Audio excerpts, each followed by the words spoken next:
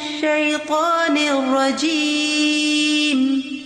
بسم الله الرحمن الرحيم. الحمد لله رب العالمين. الرحمن الرحيم. مالك يوم الدين. إياك نعبد وإياك نستعين. اهدنا الصراط المستقيم. صراط الذين أنعمت عليهم غير المغضوب عليهم ولا الضالين.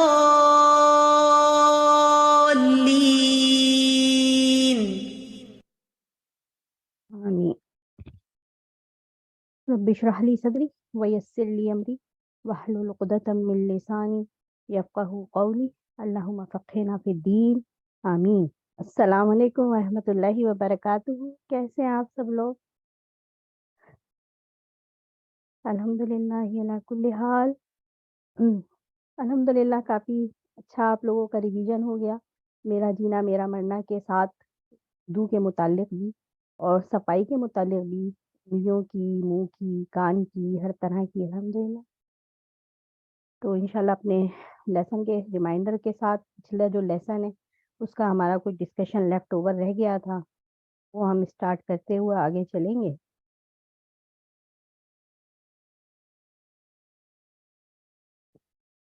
یہ آپ لوگ کے سامنے ایک سلائیڈ ہے. تو اس میں کہ بکر المزنی رحمہ اللہ کہتے ہیں، اگر تم چاہتے ہو کہ تمہاری نماز تمہیں نفع دے تو اپنے آپ سے یہ مکالمہ ضرور کر لیا کرو کہ شاید یہ میری زندگی کی آخری نماز ہی ہے. تو الحمدللہ یہ چیز مجھے اتنی زیادہ ریمائنڈر دلاتی ہے کہ جب بھی میں نماز پڑھنا شروع کرتی ہوں تو اچانک سے یہ بات میرے ذہن میں آ جاتی ہے.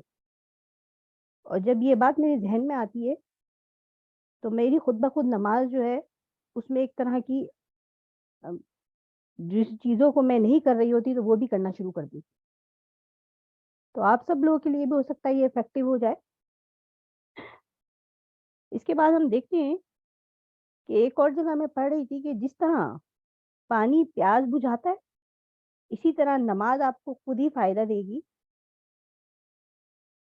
بالکل نماز کی بھی امپورٹنس اسی طرح ہے، پانی کی طرح.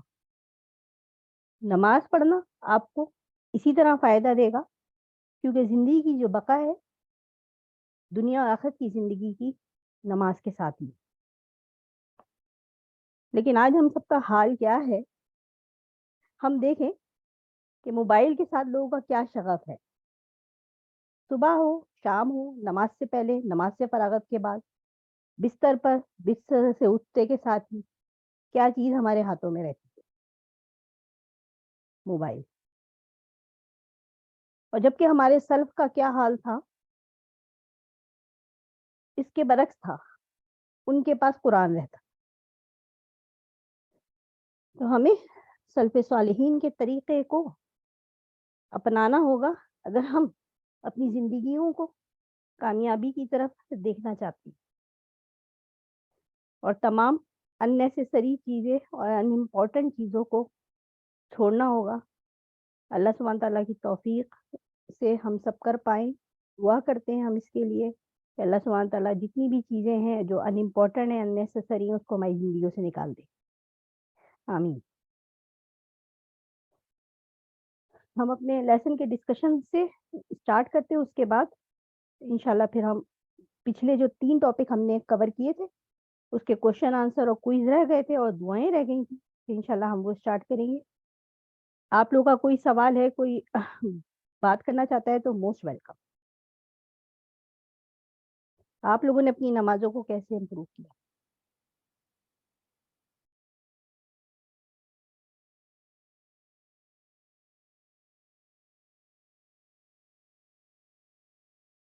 کوئی بھی نہیں؟ چلیں انشاءاللہ پھر انشاءاللہ اسٹارٹ کرتے ہیں.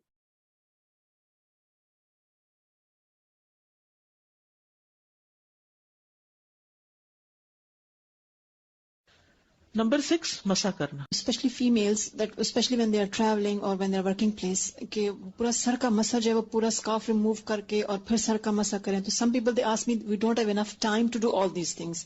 تو اس کے لیے کس طرح کا اسکارف ایسا پہنے جس میں مسا آسانی سے ہو جائے. دیکھیے جس طرح بھی اسکارف آپ نے پہنا ہو نا, تو وہ جو پیچھے سے مسا کرنے والی رخصت ہے نا, اس سے فائدہ اٹھائیں. یہاں سے کرتے کرتے کرتے ہاتھ اوپر پیچھے کو لے جائیں. پچھلی سائڈ تو نہیں بندی ہوئی ہوتی نا, یہ سائڈ سے تو یہاں سے کھلا ہی ہوتا ہے نا, تو گنجائش نکل آتی ہے. استاذہ اگر اتفاق ہو جائے کہ شرٹ ٹائٹ بازو ہے تو کیا بازو پہنے ہوئے بازو دھو سکتے ہیں؟ یعنی کہ ہم بہت اچھی طرح سے اندر پانی کر لیں لیکن بازو پر دھو سکتے ہیں ایسے بازو کے اوپر سے؟ اچھا, یعنی کہ کپڑا نہ ہٹا. جی اگر تو کوئی مجبوری ہے کہ آپ گھر سے باہر ہیں تو اور بات ہے. جی وہی جیسے اب آپ الہدا کر رہے اور ہمیں نہیں پتا کہ یہ بعض کا شرٹ فرسٹ ٹائم پہنتے کچھ ایسا ہو جاتا ہے کہ بازو اوپر نہیں. میرے ساتھ یہ 2 دفعہ ہو چکا ہے, تو میں نے پھر اوپر سے سارا بہت اچھی طرح گیلا کیا. لیکن اصل تو گیلا کرنا مقصود ہے, لیکن مجبوری کے تحت ہی ایسا ہونا چاہیے, عام طور پر نہیں. اور کپڑے بناتے ہوئے بہت احتیاط کریں. ہم سب سے پہلے یہ دیکھیں کہ اس سے ہمارے فرائض کی ادائیگی میں تو کوئی رکاوٹ نہیں آئے گی. اگر وضو کے بعد تشبیک کر لیا تو کیا پھر سے وضو کرنا پڑے گا اور وضو ٹوٹ جائے گا؟ نہیں, ناپسندیدہ ہے, مکروہ ہے, لیکن وضو نہیں ٹوٹے گا. اصل میں یہ اس کی حکمت کیا ہے؟ حکمت یہ ہے کہ جیسے پہلے بھی بات ہوئی تھی نا کہ وضو ٹھیک ہوگا تو نماز میں خشوع ہوگا. وضو کے بعد اگر آپ نے غفلت والے کام کیے, یعنی ادھر ادھر کے ہاتھوں میں ہاتھ ڈال کے بیٹھے ہوئے ہیں یہ کچھ, تو اس سے پھر یہ ہوتا ہے کہ نماز میں خشوع نہیں آتا اس طرح. اگر لپسٹک لگی ہوئی ہے کوئی حرج نہیں, پانی چلا جاتا ہے اس میں, کیونکہ اس میں تو آئل قسم کی چیز ہے. اور ہم جیسے آپ نے بتایا کہ چھوٹی انگلی سے پاؤں کی انگلیوں کا حلال کرنا ہے, تو وہ 3 ٹائمز کرنا ہے ایک ہی دفعہ. ٹھیک. کچھ لوگوں کو میں نے دیکھا ہے کہ وہ بچیاں کہ وہ اسکارف پہنا ہوتا ہے تو یوں کر کے اندر سے نا کچھ بالوں کو ٹچ کر لیتی ہیں مسا کے اس میں. دیکھیے اور قرآن میں کیا حکم آ رہا ہے, فامسحوا برؤوسکم, رؤوس میں تو سارا ہے. صحیح. میں اس لیے پوچھ رہی تھی کہ ایک آدھ جگہ کسی لیکچر میں انہوں نے یہ کہا تھا کہ 3 بال اگر گیلے ہو جائیں تو خیر ہے. دیکھیے بال گیلے کرنا اصل مقصود نہیں, اصل بات ہے سر کا مسا کرنا. تو بال ہیں, سر ہے, ٹھیک ہے. اور اس میں پھر کان بھی ہیں. دیکھیں جو لوگ یہ کہتے ہیں کہ اسکارف اتارنا مشکل ہے, تو وہ کانوں کا بھی پھر کس طرح کریں گے؟ پوری طرح پیچھے سے انگوٹھا لے جا کے مشکل ہے. دوسری چیز یہ کہ یہ بزرگ جیسے یہاں پر پاکستان میں تو ہوتا تھا کہ آپ نے شاور سے یوں کر لیا اور وہ جگہ ہوتی ہے پانی نکلنے کی, یہاں پہ باتھ روموں میں ویسا نہیں ہوتا. تو اگر صرف نہانے کا جو ایریا ہوتا ہے نا, کچھ جگہوں پہ ایسا ہوتا ہے جیسے بزرگ نہانے کے لیے اوپر جانا پڑتا ہے تو وہ 2-3 دن کے بعد ایک دفعہ چلے جاتے ہیں, لیکن بار بار نہیں. تو وہ نیچے جو واش روم ہے اس میں صرف سنک ہے اور وہ اوپر کر ہی نہیں سکتے. ٹب رکھ لے چھوٹا سا, پلاسٹک کا چھوٹا سا, اور اس کے اندر پاؤں رکھ کے دھو لے. لیکن مطلب یہ نہیں کہ وہ چھوڑ دیں پاؤں. نہیں, کیونکہ قرآن کا حکم ہے. وضو نہیں ہوگا. اس میں یہ کہ مشقت سے بچنے کے لیے فجر کے بعد وہ جرابیں وضو کی حالت میں پہن لیں اور سارا دن پھر مسا کر لیں. ٹھیک. اور یہ جو انگلیوں کا خلال ہے, یہ ہم جب پاکستان میں ہوتے تھے تو وہ جب آپ نے سر کا مسا وغیرہ کر لیا تو پھر یوں کر کے, جی اس طرح یوں بھی کر سکتے ہیں, یوں بھی کر سکتے ہیں, یوں بھی کر سکتے ہیں. السلام علیکم اساتذہ. وعلیکم السلام. مجھے آپ کی ایک بات بہت اچھی لگی کہ مجھے آج کل نا ہو رہا ہے کہ مجھے اپنے پرانے گناہ یاد آتے ہیں اور پھر میں پریشان ہوتی ہوں. تو مجھے آج اس پر یہ سولوشن ملنا مشکل ہے. آپ کے لیے بہت تھینک فل ہوں کہ جب بھی گناہ یاد ہے اپنے گناہ کو یاد کرے, وضو کرے, نماز پڑھے. جزاکم اللہ خیر. جوڑے میں گول سا ہو جاتا ہے نا. جی اس میں کوئی فرق نہیں پڑتا, کلپ وغیرہ ہٹانے کی نہیں ضرورت, الا یہ کہ وہ کچھ ایسی کیپ پہنی ہوئی ہے کلپ کے نام پہ کہ جو بازو کہتا ہوتا ہے نا کہ نیچے والے بال. دیکھیے یاد رکھیے بالوں پہ مسا نہیں ہے, سر کا مسا ہے. تو جو بال نیچے لٹکے ہوئے ہیں, چاہے وہ آپ نے جوڑے کے رول کر کے یہاں چٹیا سی بنائی ہوئی ہے, یا لمبی چٹیا ہے, یا ویسے نیچے کو ہے لمبے, تو ان پہ مسا نہیں ہوگا. مسا صرف سر کے حصے پر ہوگا. تو مطلب جوڑے کے حصے تک جا کے اس کو بھی گیلا کرنا. جی اس کے اوپر ہاتھ پھر. ہاں. اور دوسرا اگر جب ہم جو موضوع کو مسا کرتے ہیں تو ہاتھ مطلب جھاڑ کے ہلکے گیلے سے اوپر کو مسا. اصل مقصد گیلا کرنا نہیں, اصل مقصد ہاتھ پھیرنا ہے. مسح کا مطلب ہوتا ہے ہاتھ پہ گیلا ہاتھ پھیرنا, گیلا کرنا نہیں کہ پانی لگانا مقصد نہیں ہے. کیونکہ بعض وقت تو ہم لوگ کرتے ہیں تو پھر گیلے ہو جاتے ہیں موزے, پھر وہ چینج کرنے پڑتے ہیں. مطلب اتنا پانی تو نہیں لگاتے. السلام علیکم. ایروپلین میں پانی بہت کم ہوتا ہے تو 3 بار تو ہم وضو نہیں دھو سکتے, تو ایک ہی بار دھو سکتے ہیں. ایک بار دھو سکتے ہیں, بالکل دھو سکتے ہیں. ہاتھ ہے جیسے ایک بار ہاتھ, ایک بار ناک میں. جی ایک دفعہ سب. جزاکم اللہ خیر.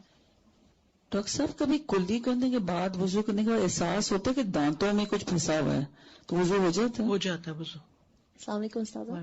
یہ جو سر کا مسح کا فرسٹ طریقہ جو ہے آگے سر سے لے کے جانا اور پیچھے سے واپس بالوں کو لے کر آنا، ابھی میں اس کی ایک ریسرچ پڑھ رہی تھی کہ جس میں بالوں کو بڑھانے کے لیے کیا کیا جائے یا اس کی والیوم دینے کے لیے، اور جو کم ہو جاتے ہیں اور لوگ کہتے ہیں بڑی ڈل لکنگ بال ہیں، تو انہوں نے یہی والی ایگزیکٹلی اس پہ لکھی ہوئی ہے کہ پورا ہاتھ لا کے بالوں کو آگے کی طرف پہلے لے آئے اور پھر پیچھے کی طرف لے جائیے، اور یہ رات کو بھی کریں صبح بھی کریں تو آپ کے بالوں میں اور آپ کے سر میں جو سرکولیشن آئے گی اس سے آپ کے بال بھی بڑھیں گے اور آپ صحت مند بھی ہوں گے. دیکھیں وضو کا مطلب کیا بتایا میں نے؟ حسن. وضو کا مطلب ہے حسن، نظافت، رونق. السلام علیکم ورحمۃ اللہ وبرکاتہ. وعلیکم السلام. جو پیروں کی انگلیوں کا خلال کرتے ہیں تو وہ کون سی دائیں ہاتھ کی چھوٹی انگلی سے؟ بائیں سے ہی کریں کیونکہ آپ بائیں ہاتھ سے مل رہے ہیں نا پاؤں کو، تو بائیں سے ہی خلال کر لیں. بائیں سے، ٹھیک ہے. اور اگر جب بال کھلے ہوتے ہیں اور اگر اسے مسح کریں تو گدی تک تو ہاتھ نہیں پہنچتا ہے، تو ہمیشہ بال باندھ کر ہی کرنا چاہیے؟ نہیں، کچھ نہیں ہوتا وہاں تک. اتنے بالوں تک جائیں گے تو گدی اس کے نیچے آ گئی نا. اچھا، وہ آٹومیٹکلی اس میں شامل ہو جائے گدی گی. کو ہاتھ لگانا ضروری نہیں، گدی کی لمٹ بتائی گئی، گدی تک جانا ضروری ہے. اوکے، ہاں جی. ٹھیک ہے، جزاک اللہ خیر. بہت سے لوگ نماز کا کورس اس لیے نہیں کر رہے کہ وہ تو بچپن سے پڑھ رہے ہیں، لیکن ہر چیز کے بارے میں ہم نئی چیز جاننا چاہتے ہیں، دیکھنا چاہتے. شک سب سے بڑی بات یہ کہ علم نافع ہوتا ہی وہ ہے جو شک دور کر دے انسان کا، اور انسان کے اندر ایک اطمینان آ جائے اور شرح صدر کے ساتھ کام کرے، اور اس وضو سے بھی سکون اور اس نماز سے بھی سکون انشاءاللہ.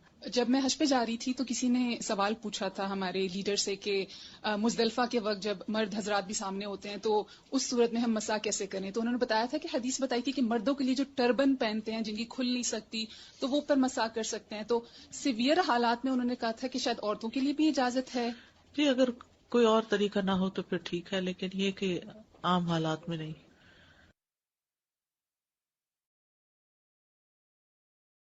چلیں الحمدللہ ٹاپک ہمارا کمپلیٹ ہو گیا. تو پہلے ہم کوئز کر لیتے ہیں، اس کے بعد انشاءاللہ پھر ہم دعائیں دیکھتے ہیں.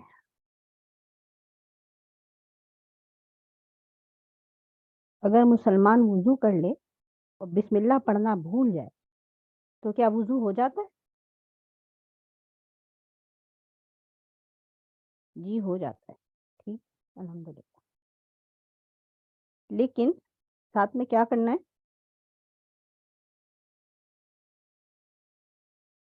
بسم اللہ پڑھنا واجب ہے، لیکن اگر پڑھنا بھول جائیں تو پڑھنا ساقط ہے، دوبارہ وضو کی ضرورت نہیں. اگر مسلمان وضو کر لے اور بسم اللہ نہ پڑھے تو اس کا وضو درست ہوگا، لیکن اس نے خود کو اس ثواب سے محروم کر لیا جو سنت کو پورا کرنے سے ملنا تھا. اور مسلمان کے لیے زیادہ محتاط بات یہی ہے کہ وضو کرتے ہو بسم اللہ نہ چھوڑ. ٹھیک ہے، تو ہر ممکن کوشش کرنی ہے کہ بسم اللہ پڑھیں، لیکن اگر جان بوجھ کر چھوڑی ہے تو ظاہر سی بات ہے تو وضو بھی ایکسیپٹ نہیں ہوگا. جان بوجھ کر چھوڑی ہے، لیکن اگر بھول گئے تو پھر ساقط ہے.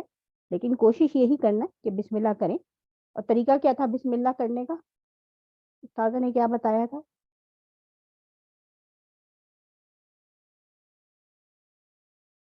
کیا پورا بسم اللہ الرحمن الرحیم پڑھنا ہے؟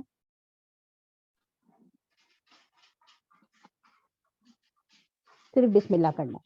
اور کہاں پڑھیں؟ ٹوائلٹ کے اندر جا کے پڑھیں اور باہر بھی پڑھ سکیں، باتھ روم سے باہر پڑھیں.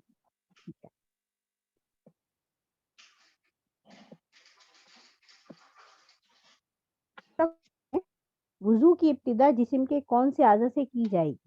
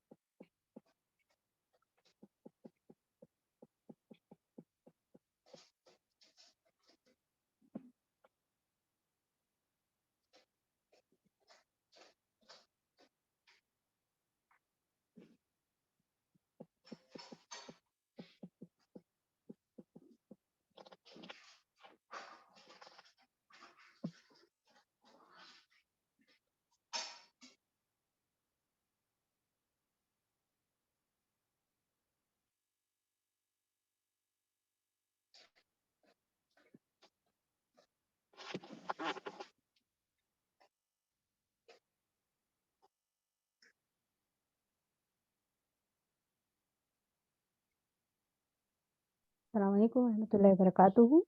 सॉरी, मेरा इंटरनेट डिस्कनेक्ट हो गया था, जिसकी वजह से मैं डिस्कनेक्ट हो गई थी। तो हम देख रहे थे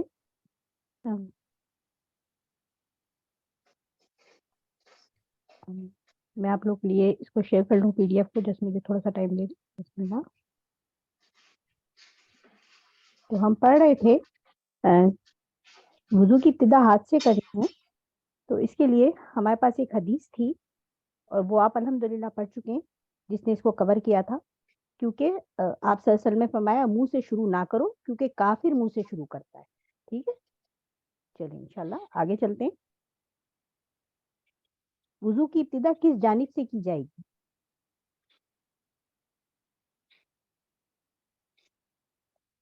ठीक है, राइट से, दाएं जानिब से वुजू करना।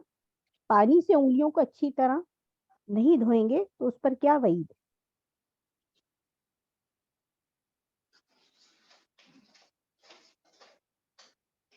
आग, आग। ठीक है, तो ये भी हमारे पास हदीस मौजूद थी कि रसूलुल्लाह सल्लल्लाहु अलैहि वसल्लम ने फरमाया पानी से उंगलियों को अच्छी तरह धो लो, वरना आग उन्हें अच्छी तरह जला देगी। 10 चीजें फितरत में शामिल हैं, वो कौन सी हैं?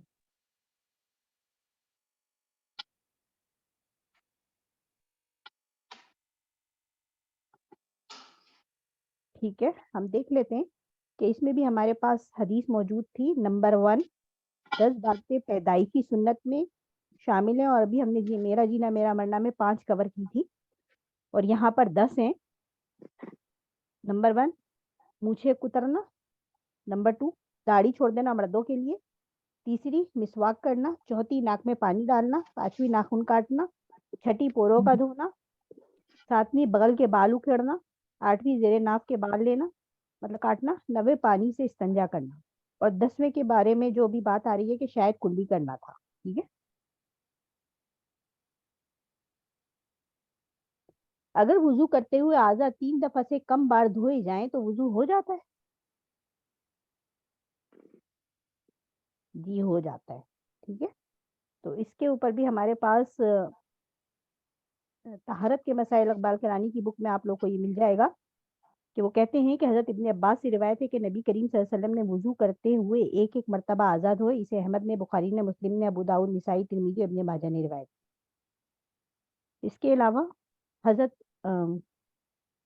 अब्दुल्ला बिन जैद से रिवायत है कि नबी करीम सल्लल्लाहु अलैहि वसल्लम ने फरमाया वुजू किया और 2-2 मरतबा आज़ाद हुए। तो 2-2 मरतबा का भी हमें मिलता है, और एक दफ़ा का भी, और 3 दफ़ा का। हजरत अमर अपने बाप शुएब से और शुएब अपने दादा से रिवायत करते हैं कि एक देहाती ने रसूलुल्लाह से वुजू का तरीका दरियाफ्त किया, तो नबी करीम सल्लल्लाहु अलैहि वसल्लम ने उसे 3-3 बार वुजू के आज़ाद धोकर दिखाया और फरमाया वुजू का तरीका ये है, जिसने इससे ज्यादा मरतबा धोए उसने बुरा किया, ज्यादती की और जुल्म की।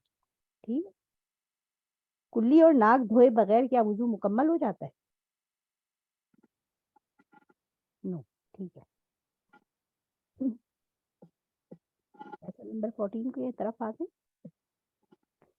करने का काम, कामिल वुजू करने की हम सब ने कोशिश करनी है। अच्छा जी, तो पॉइंट लिखे हैं आप लोग साथ साथ, तो इसको जिसका रह गया वो भी देख लें यहाँ से कि कामिल वुजू में क्या क्या चीजें, जो पॉइंट उस्तादा ने बताए थे वो क्या क्या थे। नंबर 1, बिस्मिल्लाह पढ़ना। नंबर 2, हाथ धोना।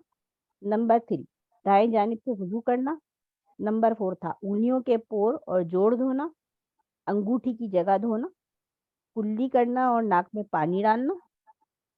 आगे, नाक में अच्छी तरह पानी चढ़ाना, वुजू में नाक झाड़ना, बाएं हाथ से नाक झाड़ना, चेहरा धोना, दाढ़ी का खिलाल करना मर्दों के लिए, बाजू धोना, बाजू धोने में मुबालगा करना, सर का मसाह करना, कान साफ करना।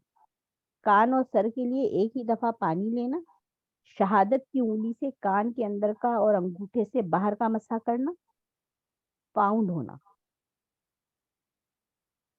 उंगलियों का मलना, उंगलियों का खिलाल करना, एड़ियां धोना, पाँव धोने में मुबालगा करना, वुजू के बाद पानी का खुश्क करना, वुजू के बाद उंगलियों में तशबीक करना। अच्छा, अब मुझे बताएं वदू और वुदू में क्या फर्क था? वुदू वुदू करना जैसे, और वदू जो पानी इस्तेमाल करते हैं वुदू के लिए। ٹھیک ہے. اور صرف فتحہ اور دمہ کا فرق تھا. اگر دمہ لگ گیا ہے تو اس کے اوپر وہ کیا ہے؟ وضو کرنا. اور ودو فتحہ کے ساتھ پانی جو استعمال کیا جاتا ہے. پانی، جو پانی استعمال کیا جاتا ہے. اچھا مجھے ایک بات اور بتائیں کہ مسح کے کتنے طریقے ہیں؟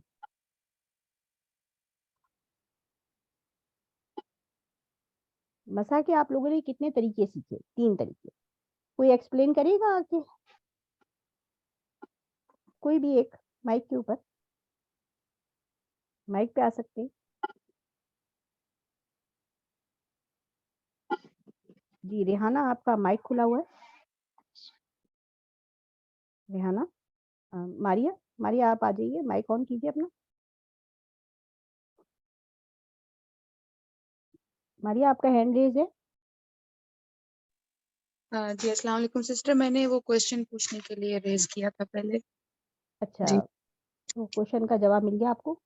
نہیں، کوشچن میرا یہ تھا کہ ہم کبھی جیسے آٹا وغیرہ گوندتے ہیں یا مہندی لگی ہوتی ہے تو وہ ڈرائی ہو جاتی ہے، اور کبھی وضو کریں تو بعد میں ریئلائز ہوتا ہے کہ وہ جگہ پہ ابھی لگا ہوا تھا نا، آٹا لگا ہوا تھا یا مہندی اس جگہ لگی ہوئی ہے. نہیں، تو مہندی سے تو کوئی مسئلہ نہیں ہے. مہندی لگی ہے تو اس میں تو پانی آپ رنگ دے دیا مہندی نے تو اٹس اوکے، پانی چلا گیا لگ گیا تو وہ تو خشک نہیں ہے نا.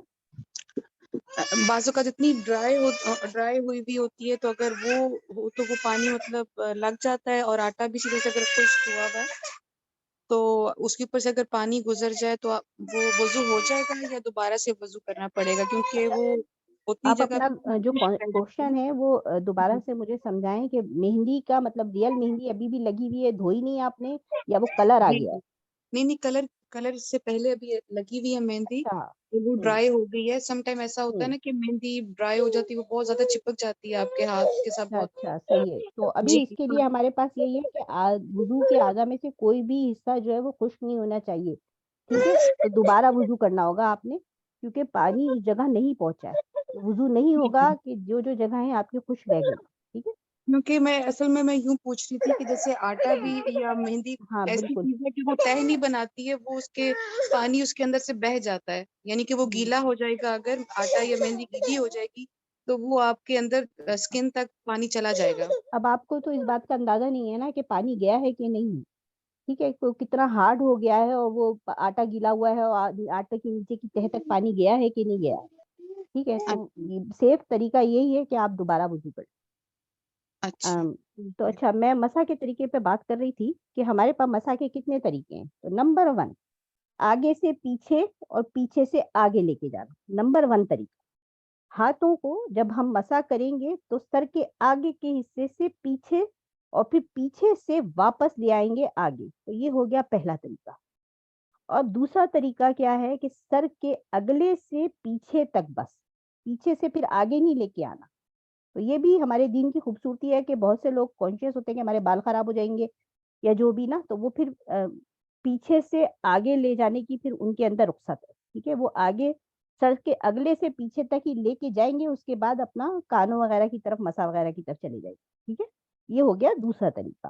اچھا، تیسرا طریقہ کیا بتایا استاذہ نے کہ پیچھے سے آگے اور آگے سے پیچھے، اس کا الٹ جو ہم نے پہلا نمبر 1 کیا تھا نا، اب اس کا اپوزٹ ہے کہ پیچھے سے آگے اور آگے سے پیچھے مسا کریں. تو بہت سے لوگوں کے اسکارف اتنے زیادہ ٹائٹ ہوتے ہیں کہ وہ آگے کی طرف سے نہیں لے کے جا سکتے.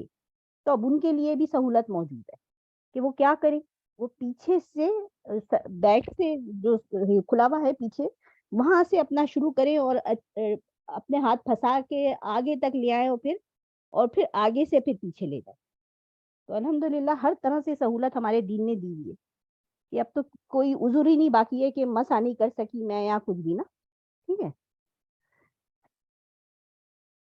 بسم اللہ. اب ہم دعاؤں کی طرف آتے ہیں. امید ہے کہ آپ سب لوگوں کو سب چیزیں کلیئر ہو گئی ہوں گی. کسی کو کچھ نہیں کلیئر ہوا تو کائنڈلی وہ سوال کر سکتا ہے.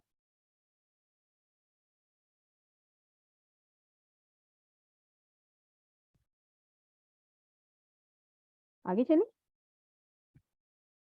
انشاءاللہ ہم دعاؤں کی طرف آتے ہیں.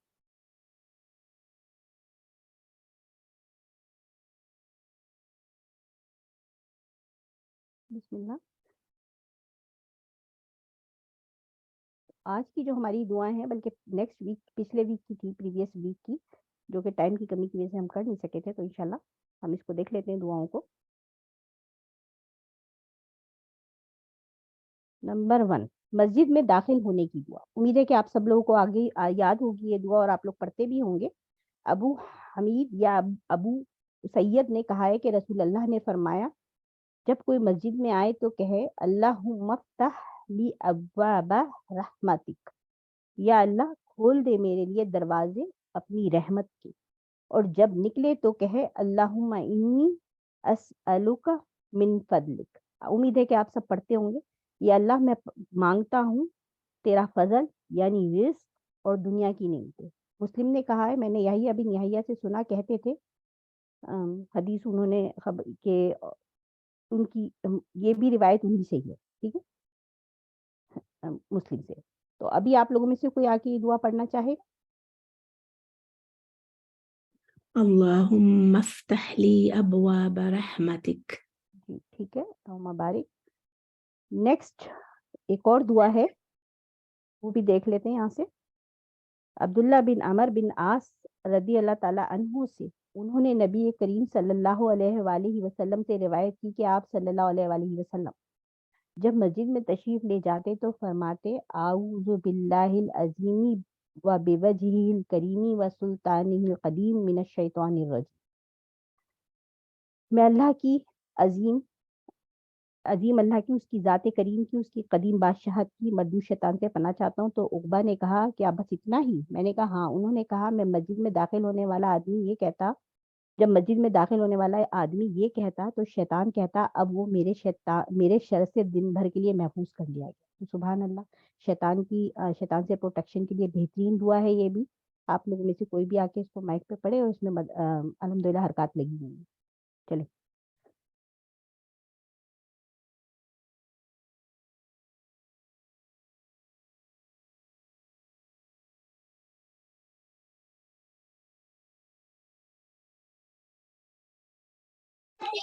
السلام علیکم ورحمۃ اللہ وبرکاتہ. وعلیکم السلام ورحمۃ اللہ وبرکاتہ. جی میں پڑھوں؟ جی پڑھیے. اعوذ باللہ العظیم وبوجہ الکریم وبوجہہ الکریم وسلطانہ القدیم من الشیطان الرجیم. میں شیطان مردود کے شر سے اللہ کی پناہ لیتی ہوں جو انتہائی عظمت والا ہے. میں اس کی انتہائی محترم چہرے کی پناہ لیتی ہوں، اس کے سلطان قدیم کی پناہ لیتی ہوں. سنن ابی داؤد. بارک اللہ. تو اس کا ایزی وے میں میمورائز کے لیے اگر کوئی دیکھنا چاہے تو اس کو 4 پارٹ میں ایزی وے میں میمورائز کر سکتے ہیں. ٹھیک ہے، مسجد سے نکلنے کی دعا بھی دیکھ لیتے ایک دفعہ. اللہم انی اسألک من فضلک. ٹھیک، ایزی دعا ہے. اچھا یہ آپشنل ہے، کوئی اگر یہ بھی دعا کرنا چاہے تو یہ بھی مسجد سے باہر نکلنے کی دعا ہے. ٹھیک ہے، تو اس کے لیے بھی ہمارے پاس ایک حدیث موجود ہے کہ ابو ہریرہ رضی اللہ تعالیٰ عنہ سے روایت ہے کہ رسول اللہ صلی اللہ علیہ وآلہ وسلم نے فرمایا جب کوئی شخص مسجد میں جائے تو نبی کریم صلی اللہ علیہ وآلہ وسلم پر سلام بھیجے اور کہے وہی دعا. پھر اس کے بعد جب مسجد سے نکلے تو نبی کریم صلی اللہ علیہ وسلم پہ سلام بھیجے اور کہے. تو یہ سنن ابن ماجہ کی حدیث ہے اور صحیح حسن. ٹھیک ہے، چلو یہ ہو گئی آپ لوگوں کی دعا. آگے بات کرتی ہوں. نمبر 14 ایک اور ہمارے پاس دعا ہے جو کہ شیطان کی پروٹیکشن سے ہے، جس کو ہم تعوذ کہیں گے. کہ تعوذ کی جو دعائیں ہیں وہ بھی ہم دیکھ لیتے ہیں ایک دفعہ. الحمدللہ ایزی دعائیں ہیں، آپ سب لوگوں کو یاد ہے. سیدنا ابو سعید خدری سے روایت ہے کہ نبی کریم صلی اللہ علیہ وسلم قرات ہوتا ہے یا قرات ہوتا ہے؟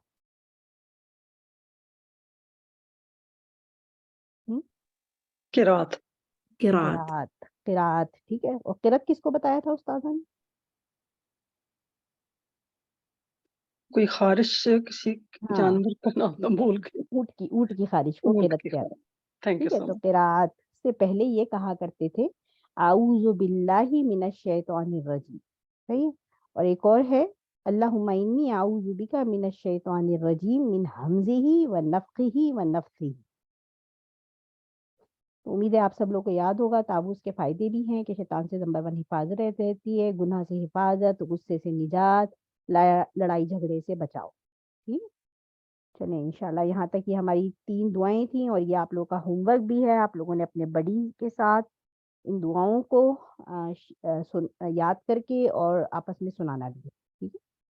चलें और अब हम चलते हैं अपने आज के लेसन की तरफ। स्टार्ट करें, बिस्मिल्लाह करें। किसी का कोई कन्फ्यूजन? देखें, कोई भी किसी को कन्फ्यूजन नहीं रहना चाहिए। ये नमाज बेइंतहा इम्पोर्टेंट है, इसीलिए मैं आप लोगों से बार-बार पूछती हूँ। बहुत इम्पोर्टेंट सब्जेक्ट है ये और इसका दारोमदार हमारी ज़िंदगी की बका पर है। मेरे पास एक क्वेश्चन है। आपने कल ये भेजा था ना हस्ने लगीरा और वो अच्छा, हदीस जिसको ठीक है। हसन ली ज़ातिही हसन ली जी गैरिही। वो जी इंशाल्लाह टर्म आप आके उलूमुल हदीस है ना उसमें पढ़ेंगे। अभी उसके लिए इतना ज़्यादा टेंशन नहीं। अच्छा, आपने कल वो मैसेज किया था तो मुझे हाँ, समझ नहीं आई उस्तादा ने मेंशन किया था तो इस वजह से जी मैंने आप लोगों को उसकी डेफिनेशन बता दी थी। बस सिर्फ डेफिनेशन की हद तक रखें। इंशाल्लाह जब हम सही नेक्स्ट सब्जेक्ट इसके बाद और या जब भी अभी 3 सब्जेक्ट और बाकी हैं आपके तो उलूमुल हदीस आप उसमें पढ़ेंगे तो ये तमाम टर्म इंशाल्लाह आपकी क्लियर हो जाएगी। ठीक है? ओके, थैंक यू चलें सो मच। अल्लाह हाफिज। चलें इंशाल्लाह बिस्मिल्लाह करते हैं अपने नेक्स्ट लेसन की तरफ।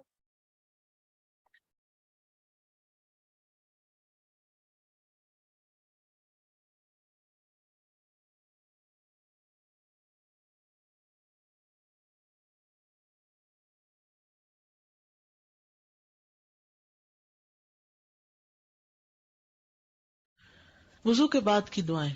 नंबर 1, अशहदु अल्ला इलाहा इल्लल्लाह वहदहु ला शरीका लहु व अशहदु अन्ना मुहम्मदन अब्दुहु व रसूलुहु। अब इनकी फजीलत क्या है? फजीलत यह है, रसूलुल्लाह सल्लल्लाहु अलैहि वसल्लम ने फरमाया, जो भी मुसलमान वुजू करता है और अच्छी तरह अपना वुजू करता है, फिर खड़े होकर अपने दिल और अपने चेहरे के साथ 2 रकत नमाज पढ़ता है, तवज्जो के साथ यानी, तो उसके लिए जन्नत वाजिब हो जाती है। सुभान अल्लाह। तो कबीरा गुनाह चले गए ना, फिर तभी जन्नत वाली। और फिर आप सल्लल्लाहु अलैहि वसल्लम ने ये भी फरमाया, तुम में से जो शख्स भी वुजू करे और वुजू को पूरा करे, फिर ये कहे अशहदु अल्ला इलाहा इल्लल्लाहु व अन्ना मुहम्मदन अब्दुल्लाहि व रसूलुहु, उसके लिए जन्नत के 8 दरवाजे खोल दिए जाते हैं, जिससे चाहे दाखिल हो। एक और दुआ है, अशहदु अल्ला इलाहा इल्लल्लाहु वहदहु ला शरीका लहु व अशहदु अन्ना मुहम्मदन अब्दुहु व रसूलुहु। ये कलमा शहादत है बेसिकली। दूसरी दुआ, अल्लाहुम्मा जअलनी मिनत तव्वाबीन व जअलनी मिनल मुततहिरीन। इस दुआ की फजीलत क्या है? रसूलुल्लाह सल्लल्लाहु अलैहि वसल्लम ने फरमाया, जो वुजू करे और अच्छी तरह वुजू करे, फिर यूं कहे अशहदु अल्ला इलाहा इल्लल्लाहु वहदहु ला शरीका लहु व अशहदु अन्ना मुहम्मदन अब्दुहु व रसूलुहु, अल्लाहुम्मा जअलनी मिनत तव्वाबीन व जअलनी मिनल मुततहिरीन, तो उसके लिए जन्नत के 8 दरवाजे खोल दिए जाएंगे, वो उनमें से जिसमें से चाहे दाखिल हो जाए। फिर तीसरी दुआ है, सुब्हानक अल्लाहुम्मा व बिहम्दिका अशहदु अल्ला इलाहा इल्ला अंता अस्तगफिरुका व अतूबु इलैक। इस दुआ की फजीलत क्या है? अबू सईद खुदरी की रिवायत है, रसूलुल्लाह सल्लल्लाहु अलैहि वसल्लम ने फरमाया, और जिसने वुजू किया फिर ये दुआ पढ़ी तो ये उसके लिए एक वर्क पर लिख दिया जाता है, फिर मुहर लगा कर रख दिया जाता है, यानी कलिमा सुब्हानक अल्लाहुम्मा व बिहम्दिका अशहदु अल्ला इलाहा इल्ला अंता अस्तगफिरुका व अतूबु इलैक। ये वही दुआ है जो मजलिस के आखिर में पढ़ते हैं, यानी मुहर लगा के रख दिया जाता है, जो क़यामत के दिन तक नहीं तोड़ी जाती, यानी नामा अमाल में लिख के उसको महफूज कर दिया जाता है। बहुत बड़ा अजर है। और जन्नत के दरवाजे कलमा शहादत के साथ खुलते हैं। ठीक है, तो दोनों पढ़ लीजिए। कितनी देर लगती है? अगर कोई स्टिकर हो इस तरह के तो ठीक, वरना बनवा लिए जाएं इन सब दुआओं को इकट्ठा करके एक ही, तो उससे फायदा होगा इंशाल्लाह। अब वुजू से मुतल्लिक दीगर अहकाम। वुजू के बर्तन। इब्ने उमर कहते हैं, मैंने कहा अल्लाह के रसूल, क्या ऐसे नए घड़े जिनमें पानी रखकर ढक्कन से ढांप दिया गया हो, उससे वुजू करना आपको ज्यादा पसंद है या लोटों से? आपने फरमाया नहीं, बल्कि लोटे से। बेशक अल्लाह का दीन आसान है, जो मिल्लत हनीफिया है और आसान है। उस जमाने में टैप का रिवाज नहीं था, लेकिन टैप एक ऑटोमेटिक शक्ल है किसकी? लोटे की। تو دین میں وسعت ہے. نہیں ضروری پہلے کیا ہوتا تھا جیسے چلمچی پانی کی بھر کے اس میں ہاتھ ڈال کے پھر پانی نکال کے یا گھڑے میں سے ہاتھ ڈال کے یا گھڑے سے انڈیل کے وضو کیا جاتا تھا. تو آپ نے پریفر کیا کس کو؟ لوٹے کو، کیونکہ اس میں سے تھوڑا پانی نکلتا ہے. پھر رات کے وقت وضو کا پانی تیار کر کے رکھنا.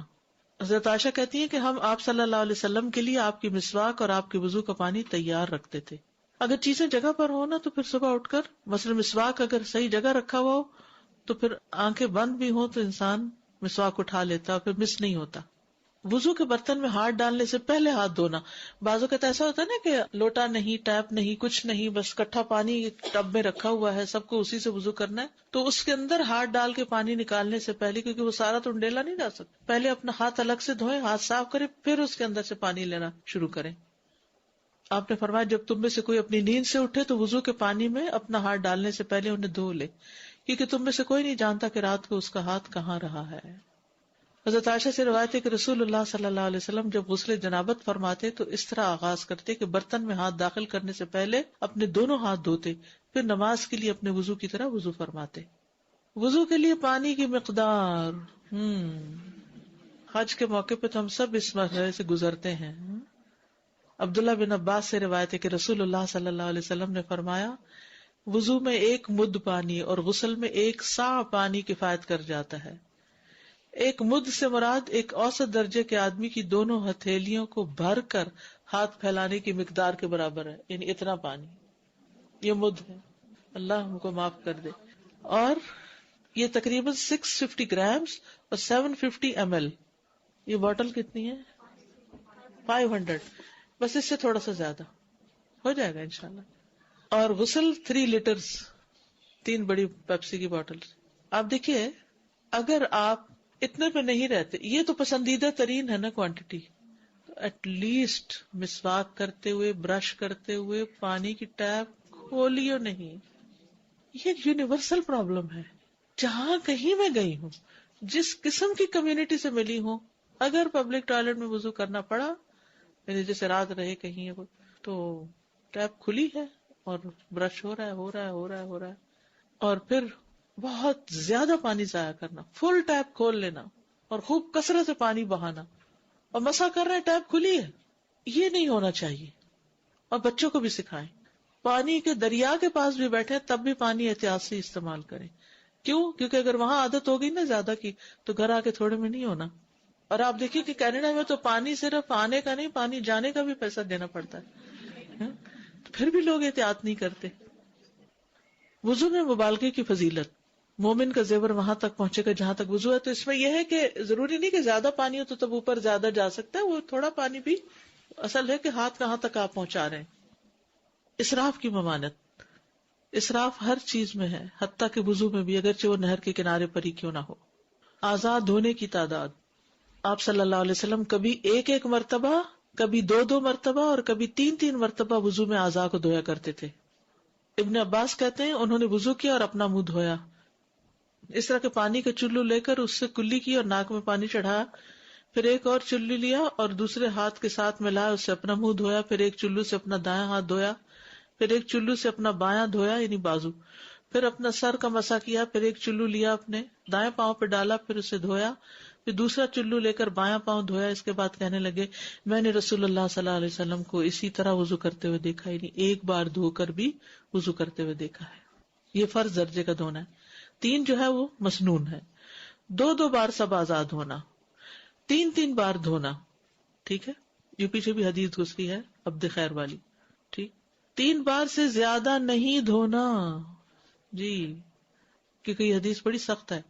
ایک بدو نبی صلی اللہ علیہ وسلم کے پاس آیا اور آپ سے وضو کے بارے میں سوال کیا. آپ نے اسے وضو کر کے دکھایا جس میں 3 دفعہ آزاد ہوئے.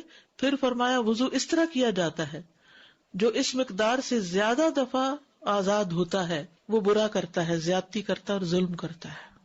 3 سے زیادہ دفعہ دھونا ظلم ہے، زیادتی ہے، برا ہے. ہر نماز کے لیے وضو. نبی صلی اللہ علیہ وسلم ہر نماز کے لیے وضو کیا کرتے تھے. ایک وضو سے 5 نمازیں آپ نے پڑھی فتح مکہ کے موقع پر. اسی طرح عامر بن عامر بجلی کہتے ہیں میں نے انس بن مالک سے وضو کے بارے میں پوچھا تو انہوں نے کہا کہ نبی صلی اللہ علیہ وسلم ہر نماز کے لیے وضو کیا کرتے تھے، جبکہ ہم ایک ہی وضو سے کئی نمازیں پڑھ لیا کرتے تھے، لیکن فتح مکہ کے موقع پر آپ نے خود بھی ایک وضو سے کئی نمازیں پڑھی۔ وضو کے اعضاء میں سے اگر کہیں کمی ہو جائے تو دوبارہ وضو کرنا اور نماز لوٹانا۔ خالد بن معدان نبی صلی اللہ علیہ وسلم کے کسی صحابی سے روایت کرتے ہیں کہ نبی صلی اللہ علیہ وسلم نے ایک شخص کو نماز پڑھتے دیکھا جبکہ اس کے قدم کے اوپر والے حصے میں درہم برابر جگہ خشک رہ گئی تھی، یعنی جو کوائن ہوتا ہے نا، کوائن برابر، اسے پانی نہیں پہنچا تھا، تو نبی صلی اللہ علیہ وسلم نے اسے وضو اور نماز دوبارہ لوٹانے کا حکم دیا۔ وضو اور نماز دوبارہ لوٹانے، کیونکہ وضو نہیں ہو تو نماز ہی نہیں ہوئی۔ استغفر اللہ۔ فتویٰ کمیٹی کے علماء نے کہا کہ جب انسان وضو کے اعضاء میں سے کوئی عضو یا اس میں سے کوئی چھوٹا حصہ دھونا بھول جائے، ٹھیک ہے، تو وہ وضو کے درمیان میں ہو یا وضو کر کے ابھی فارغ ہی ہوا ہو، یہاں تک کہ پانی کے نشانات ختم نہ ہوئے ہوں اور اعضاء بھی پانی سے خشک نہ ہوئے ہوں، تو وہ اپنے اعضاء میں جو بھولا صرف اسی کو دھو لے، ٹھیک ہے، ابھی وضو کیا تو بس اتنی جگہ دھو لے، پانی خشک نہیں ہو اتنی جگہ دھو لے۔ لیکن اگر کوئی وضو کے اعضاء میں سے کوئی عضو یا اس کا حصہ دھونا بھول گیا اور اس کے بعد یاد آیا جب پانی اعضاء سے خشک ہو گیا ہے، یا نماز کے دوران یا نماز کی ادائیگی کے بعد، تو نئے سرے سے وضو کرنا ہوگا، جیسا کہ اللہ نے مشروع کیا ہے۔ وہ اپنی نماز کو مکمل دہرائے گا۔ اللہ ہم سب کی غلطیاں معاف کر دے، کیونکہ لا علمی میں انسان کو نہیں پتا چلتا، اور وہ بعض اوقات ایسا ہوتا نا، آپ وضو کر رہے تھے آدھا، اتنے میں آ گیا فون، اور فون بھی تھا بڑا ضروری، اور اس نے کہا 1 منٹ دیجیے، آپ نے کہا اچھا ٹھیک ہے، اور بات بڑھ گئی 5 منٹ تک، اور اتنے میں آپ کے سارے بازو تک خشک ہو گئے، اور اب آپ واش روم میں جا کے صرف پاؤں دھو کے واپس آ گئے، تو وضو نہیں ہوا۔ ایسا کبھی ہوتا ہے نا، آدھا وضو کیا تو اتنے میں بچہ آ گیا کہ میرے ہاتھ دھلا دو، آپ اس کے ہاتھ دھوتے پہ کہتے ہیں وہ بھی دھو دیتی ہوں، پھر کہتے ہیں بال بھی بنا دیتی ہوں، اور آپ اپنے آپ کو بھول جاتے ہیں اس کو سنوارتے سنوارتے، اور پھر پاؤں دھو کے باہر آ جاتے ہیں۔ نو، پتہ نہیں ایسی لا علمی میں کیسی غلطیاں کی ہوں گی، کیونکہ ہم ایک کام کرنے لگتے ہیں تو خصوصاً جب بچے چھوٹے ہوتے ہیں نا، تو لا علمی میں انسان اور جلدی میں اور ان کے پریشر میں بہت کچھ گڑبڑ کر جاتا ہے، تو چھوٹے ہوتے ہی یہ چیزیں سکھا دینی چاہیے بچوں کو، اور وہ اپنی نماز کو مکمل دہرائے گا، کیونکہ اس حالت میں افعال کو مسلسل کرنا ختم ہو گیا۔ افعال کو مسلسل کرنا بھی ضروری ہے۔ ایک اور حدیث میں رسول اللہ صلی اللہ علیہ وسلم نے ایک آدمی کو دیکھا کہ اس نے وضو کیا اور اس نے اپنے پاؤں میں ناخن برابر جگہ چھوڑ دی، تو آپ نے اسے حکم دیا کہ وضو اور نماز دوبارہ لوٹائے۔ وہ کہتے ہیں کہ وہ گیا، راوی کہتے ہیں، اور اس نے دوبارہ نماز پڑھی۔ دودھ پینے کے بعد کلی کر کے نماز پڑھنا، رسول اللہ صلی اللہ علیہ وسلم نے فرمایا جب تم دودھ پیو تو کلی کر لیا کرو، کیونکہ اس میں چکناہٹ ہوتی ہے، لیکن اگر نہیں کی اور نماز شروع کر دی تو نماز ہو جائے گی، لیکن افضل یہی ہے کہ کر لی جائے۔ بس ہم سب کو صابن ایسے رکھنے چاہیے کہ جس میں عام حالات میں بھی بہت زیادہ، اگر وضو میں کم پانی کا کہا گیا تو عام حالات میں بھی کم۔ چلو ٹھیک ہے، اچھی بات ہے، تاکہ احتیاط ہے آپ کی، لیکن ٹوٹلی تو زیادہ ہی ہو جاتا ہے۔ نواقض وضو، وضو کس چیز سے ٹوٹتا ہے؟ سبیلین سے، یعنی پیشاب اور پخانے، ان کو سبیلین، 2 راستے کہتے ہیں۔ کوئی چیز خارج ہونا، او جاء احد منکم من الغائط، تم میں سے کوئی قضائے حاجت سے آیا ہو۔ عباد بن تمیم اپنے چچا سے روایت کرتے ہیں، انہوں نے رسول اللہ صلی اللہ علیہ وسلم کے سامنے ایک ایسے شخص کا حال بیان کیا جسے یہ خیال ہو جاتا تھا کہ وہ دوران نماز میں کسی چیز کو محسوس کر رہا ہے، یعنی وہم ہو جاتا تھا کہ اس کے جسم سے کچھ نکل رہا ہے۔ آپ نے فرمایا وہ نماز سے اس وقت تک نہ مڑے یا نہ پھرے جب تک ہوا نکلنے کی آواز یا بو نہ پائے۔ یہ وہمی انسان کے لیے، عام حالات میں انسان کو جب ہوا نکلتی ہے تو پتہ چل ہی جاتا ہے، تو وہ عام اس کو نہ لے۔ عطا نے کہا جس کی دوبر سے کیڑا، یہ بڑا اہم بات ہے، جس کی پیٹھ سے کیڑا یا اس کے ذکر سے جو کی طرح کی کوئی چیز نکلے، یعنی پیشاب کی جگہ سے، تو وہ دوبارہ وضو کر لے، یعنی تھوڑی سی بھی چیز اس کی نکلی ہے تو دوبارہ وضو کرے، ٹھیک ہے۔ مزی، حضرت علی سے روایت ہے، انہوں نے فرمایا کہ رسول اللہ صلی اللہ علیہ وسلم سے مزی کے متعلق سوال کیا گیا تو آپ نے فرمایا اس سے وضو ہے اور منی سے غسل ہے۔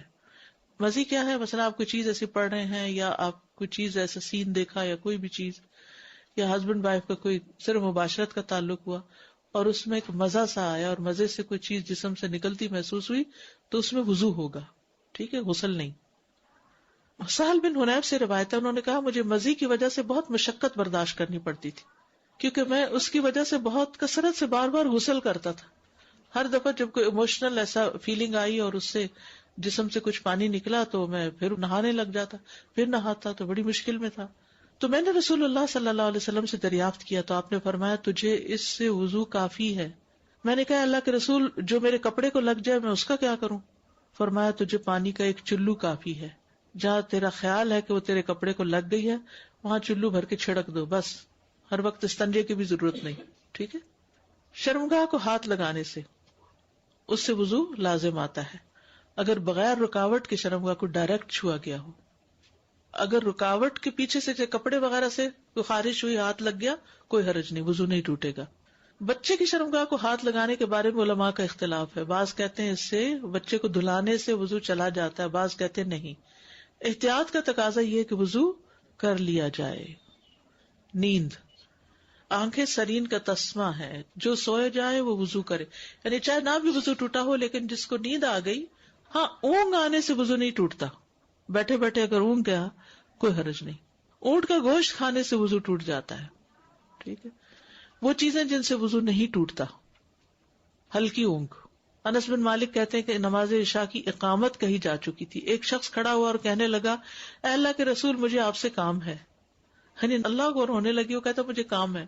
پھر وہ کھڑے ہو کر آپ سے سرگوشیاں کرنے لگا, یعنی کان میں وسپر کرنے لگا, حتیٰ کہ قوم کو یا ان میں سے کچھ کو اونگ آنے لگی. اتنی لمبی بات شروع کی کہ وہ جھومنے لگے. اس کے بعد آپ نے انہیں نماز پڑھائی اور انس نے وضو کرنے کا ذکر نہیں کیا.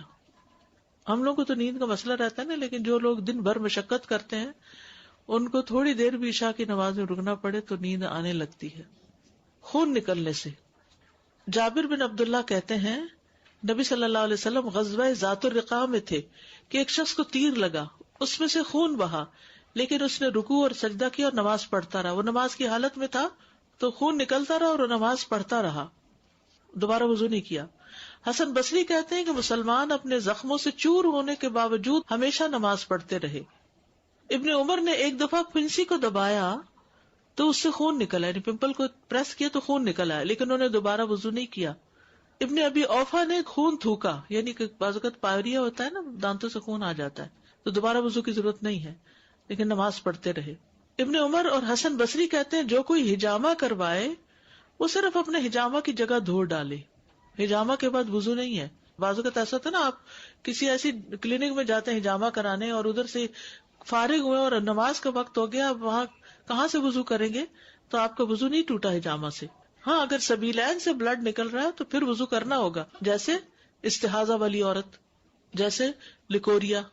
ٹھیک ہے. لکوریا اگر کپڑے کو لگ جائے تو پھر کیا ہے, وہ کپڑا ناپاک نہیں ہوگا. ٹھیک ہے, اسے چینج کرنا ضروری نہیں. کھانے پینے سے, ابن عباس کہتے ہیں کہ رسول اللہ صلی اللہ علیہ وسلم نے اپنے کپڑے زیب تن فرمائے, پھر نماز کے لیے نکلے تو آپ کو روٹی اور گوشت کا تحفہ پیش کیا گیا, تو آپ نے 3 لقمے کھائے, پھر لوگوں کو نماز پڑھائی اور پانی کو نہیں چھوا, کلی بھی نہیں کی, اسی سے نماز پڑھائی. ٹھیک ہے. گوشت کھانے سے سوائے اونٹ کا گوشت, اونٹ کے گوشت سے آپ وضو کرتے, لیکن باقی بکری کے پیٹ کا گوشت, جگر, گردے وغیرہ صحابی کہتے ہیں میں بھونتا تھا, آپ کھاتے تھے اور اسی میں نماز پڑھ لیتے تھے. چلیے آج کے لیے اتنا ہی کافی ہے. وضو مکمل ہوا, اب مسح اور تیمم جو ہے انشاءاللہ ہم اس پر پھر بات کریں گے. ٹھیک ہے. سبحانک اللہم و بحمدک اشہد ان لا الہ الا انت استغفرک و اتوب الیک. السلام علیکم و رحمۃ اللہ وبرکاتہ. نحمده و نصلی علی رسولہ الکریم, اما بعد فاعوذ باللہ من الشیطان الرجیم. بسم اللہ الرحمن الرحیم. رب اشرح لی صدری ویسر لی امری واحلل عقدۃ من لسانی یفقہوا قولی. جرابوں پر مسح کے احکام. مسح کی مشروعیت, یعنی کہاں سے یہ حکم ملا ہے ہمیں, کہاں سے یہ پتہ چلتا ہے کہ ہم اگر جرابیں یا موزے پہنے ہوئے ہیں یا ایون جوتا پہنے ہوئے ہیں تو اس پر کیا مسح کر سکتے ہیں یا نہیں, اس کی رخصت ہے یا نہیں, اجازت ہے یا نہیں. عن المغیرة بن شعبة قال ودأت النبي صلى الله عليه وسلم فمسح على خفيه وصلى. مغیرہ بن شعبہ رضی اللہ عنہ سے روایت ہے, کہتے ہیں کہ میں نے نبی صلی اللہ علیہ وسلم کو وضو کروایا تو آپ نے اپنے موزوں پر مسح کیا. اور نماز پڑھی. موزے جو ہوتے ہیں وہ عام طور پر چمڑے وغیرہ کے ہوتے ہیں. ٹھیک ہے. حمام بن حارث سے روایت ہے، وہ فرماتے ہیں میں نے ایک دفعہ جریر بن عبداللہ رضی اللہ عنہ کو دیکھا، انہوں نے پیشاب کیا، پھر وضو کیا تو اپنے موزوں پر مسح کیا، پھر وہ کھڑے ہوئے اور موزوں سمیت نماز ادا کی، یعنی پاؤں نہیں دھوئے. ان سے اس کی بابت پوچھا گیا تو انہوں نے فرمایا میں نے نبی صلی اللہ علیہ وسلم کو ایسا ہی کرتے دیکھا ہے، یعنی یہ طریقہ میں نے نبی صلی اللہ علیہ وسلم سے لیا ہے. ابراہیم نخی کہتے ہیں کہ اہل علم کو یہ حدیث بہت پسند تھی کیونکہ جریر بن عبداللہ رضی اللہ عنہ آخر میں اسلام لائے تھے. ان کی نسبت کسی کو یاد ہے؟ بخاری میں پڑھی تھی. شاباش، ویری گڈ. البجلی. اور کس قبیلے کی طرف گئے تھے؟ ان کو بھیجا گیا تھا احمس. شاباش. احمس کے کتنے سوار تھے ان کے ساتھ؟ 150. ٹھیک ہے. 12. اور کس کا جا کے خاتمہ کیا تھا انہوں نے؟ ذوالخلصہ کا. بخاری پڑھا کریں، بخاری پڑھنے سے حکمت بھی آتی ہے، معلومات میں اضافہ بھی ہوتا ہے اور احکام بھی سمجھ آتے ہیں. اب جریر بن عبداللہ کا نام تو آپ سب نے سنا ہوگا، کہ جریر بن عبداللہ جو تھے وہ بہت خوبصورت انسان تھے اور بہت آخر میں جا کر مسلمان ہوئے تھے، فتح مکہ وغیرہ کے بعد. تو اہل علم کو یہ حدیث کیوں پسند آتی؟ کیونکہ آخری عمر میں انہوں نے یہ فعل نبی صلی اللہ علیہ وسلم کا دیکھا. تو اس کا مطلب ہے کہ ہم کر سکتے، اس حکم میں کوئی تبدیلی نہیں آئی. ٹھیک ہے. موزے اور جراب کا فرق. ابن عثیمین کہتے ہیں موزوں سے مراد ایسی چیز ہے جو پاؤں میں پہنی جاتی ہے، خواہ وہ چمڑے کی ہو یا اسی طرح کی کوئی اور چیز ہو جیسے ریکسین وغیرہ ہوتی ہے. جرابوں سے مراد پاؤں پر پہنے جانے والا سوتی یا اسی طرح کی دیگر کسی اور چیز کا کپڑا، یعنی تھریڈ، چاہے کاٹن کا ہو، چاہے وہ وولن ہو، چاہے وہ ریشم ہو. یعنی جراب کا کپڑا جو ہے وہ کسی بھی دھاگے سے بنا ہو سکتا ہے، لیکن یہ دھاگے سے بنی ہوئی چیز ہے. موزہ کس سے بنا ہوتا ہے؟ چمڑا یا اس سے ملتی جلتی چیز جیسے ریکسین وغیرہ. اور جراب دھاگے سے بنی ہوئی یا اون سے بنی ہوئی یا ریشم سے بنی ہوئی. اب نبی صلی اللہ علیہ وسلم نے تو موزوں پر مسح کیا تھا، تو آپ جرابوں پر کیوں شروع ہو گئے؟ ابو ہریرہ رضی اللہ عنہ سے روایت ہے کہ رسول اللہ صلی اللہ علیہ وسلم سے سوال کیا گیا تو کہا گیا اے اللہ کے رسول، آپ کا اس آدمی کے بارے میں کیا خیال ہے جو بے وضو ہو جاتا ہے، پھر وضو کرتا ہے اور موزوں پر مسح کرتا ہے، تو کیا وہ نماز پڑھ سکتا ہے؟ آپ نے فرمایا ایسا کرنے میں کوئی حرج نہیں، یعنی موزوں پر مسح کرنا جائز ہے. یعنی آپ سے جب سوال کیا گیا تو آپ نے اس کا جواب دیا. اور جراب پر مسح کرنے کا جواز کیا ہوا کہ جرابیں مسح کرنے میں موزوں کے ہی قائم مقام ہے، جہاں موزے پہنے جاتے ہیں وہیں جراب پہنی جاتی ہے. اب گلوز پر مسح کے کوئی حکم نہیں ہے، بازوؤں کے اوپر مسح نہیں ہے، کیونکہ نبی صلی اللہ علیہ وسلم نے نہ قمیص پہ کیا، نہ جبے پہ کیا، نہ کوٹ پہ، کسی چیز پہ بھی نہیں کیا. تو اس لیے جرابیں موزے کے قائم مقام ہے، یعنی انہی جیسی چیز ہے، اس لیے اس کا جواز ہے. اور ابن حزم نے صراحت بیان کی کہ اگرچہ جرابیں بالخصوص عورت کے لیے ریشم کی ہی کیوں نہ بنی ہو، ان پر بھی مسح کرنا جائز ہے. اب آپ حیران ہو رہے ہیں کہ ریشم کی، اگر آپ کو یاد ہو تو پہلے دلہنوں کو جرابیں بھی لال رنگ کی پہناتے تھے، اگر ریشمی اور لال رنگ کی ہوتی تھی. جی بہت نرم سے چمکدار سے دھاگے کی ہوتی تھی، معلوم نہیں ریشم اس میں مکس ہوتا تھا یا ریشمی ہوتی تھی. تو بہرحال چاہے عورتوں کو جو ریشمی پیور سلک کی جرابیں پہننے کو ملے، کیونکہ علاج کے لیے بھی سلک استعمال ہوتا ہے نا، سلک کا پہنا جانا جائے، تو ان پر بھی مسح جائز. اب آپ دیکھیے کہ سلک کی بات یہاں کیوں کی گئی، کیونکہ سلک جو ہے وہ بہت ہی نرم و نازک، ملائم اور ہلکا اور لائٹ ہوتا ہے. یعنی ضروری نہیں کہ کوئی چیز بہت تھک ہو، موٹی ہو، پھر ہی ہو، یعنی پاؤں کو کور کیا ہوا ہو، یہ مطلوب ہے. کیونکہ مشقت کس میں ہے؟ بار بار ان کو ہٹا کے، اس کو دھو کے پھر چڑھانے میں ہے. خاص طور پر آپ دیکھیں جو مرد حضرات ڈیوٹی کے لیے یونیفارم پہنتے ہیں، پولیس آفیسرز ہیں، آرمی آفیسرز ہیں، یا اسی طرح سرد ممالک میں رہنے والے لوگ کہ جو سارا وقت ان کو پہننا ہی پہننا ہوتا ہے، کیونکہ اگر ننگے پاؤں رہیں گے تو بیمار ہو جائیں گے، اور اگر ہر وقت اتار کے دوبارہ پاؤں دھوئیں گے تو اس میں کس قدر مشقت ہے. ہمارا دین جو ہے وہ سہولت پیدا کرتا ہے، یعنی اس کی کوئی وجہ نظر نہیں آتی کہ اگر موزے پر مسح ہو گیا تو جراب پر کیوں نہیں ہو سکتا. اور بعض جرابیں موزوں سے بھی زیادہ مضبوط ہوتی ہیں. مغیرہ بن شعبہ سے روایت ہے کہ رسول اللہ صلی اللہ علیہ وسلم نے وضو کیا اور جرابوں اور جوتوں پر مسح کیا. اب یہاں پر جوربین کا لفظ آ گیا ہے، ٹھیک ہے، اور پھر نعلین، نعلین جوتا، ٹھیک ہے، جوتے پر سے بھی مسح کیا آپ نے. اب بعض اوقات بچے جاگرز پہنے ہوئے ہوتے ہیں، واکنگ جو شوز ہوتے ہیں، یعنی کسی بھی طرح کے بند شوز جو پہنے ہوئے ہوتے ہیں یا سنو شوز پہنے ہوئے ہوتے ہیں، تو اب اس میں تسمے کتنے بڑے بڑے اور بعض تو بالکل یہاں نی تک آ رہے ہوتے ہیں.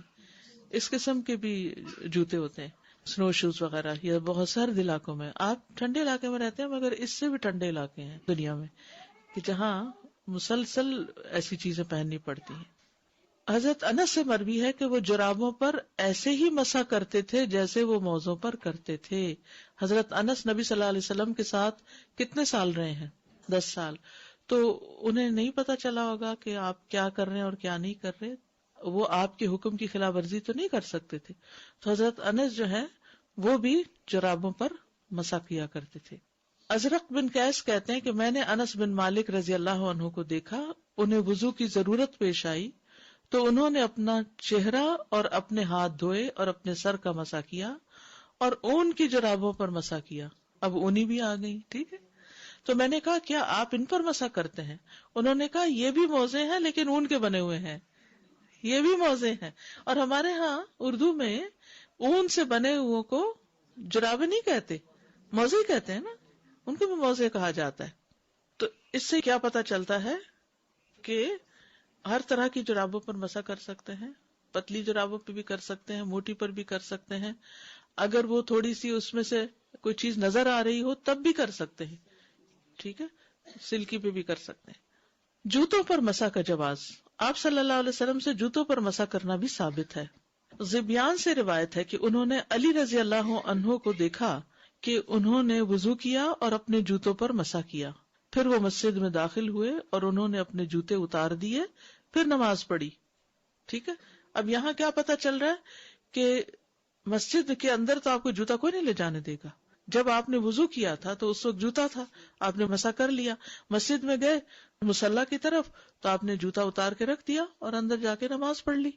اوس بن نبی اوس سے روایت ہے کہ انہوں نے کہا میں نے اپنے والد کو دیکھا ایک دن کہ انہوں نے وضو کیا اور جوتوں پر مسح کیا. تو میں نے کہا کیا آپ نے ان پر مسح کیا؟ تو انہوں نے کہا میں نے رسول اللہ صلی اللہ علیہ وسلم کو اسی طرح کرتے دیکھا ہے. ٹھیک ہے، یعنی آپ کو میں نے دیکھا ہے کہ آپ جوتے پر مسح کر رہے تھے. مسح کرنا سنت ہے اور افضل عمل ہے.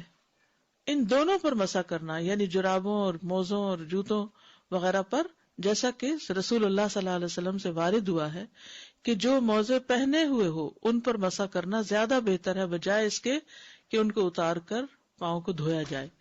یاد رکھیے ایک حدیث میں آتا ہے کہ اللہ سبحانہ وتعالی کو رخصتوں کو لینا بھی اتنا ہی پسند ہے جتنا عزیمتوں کو لینا.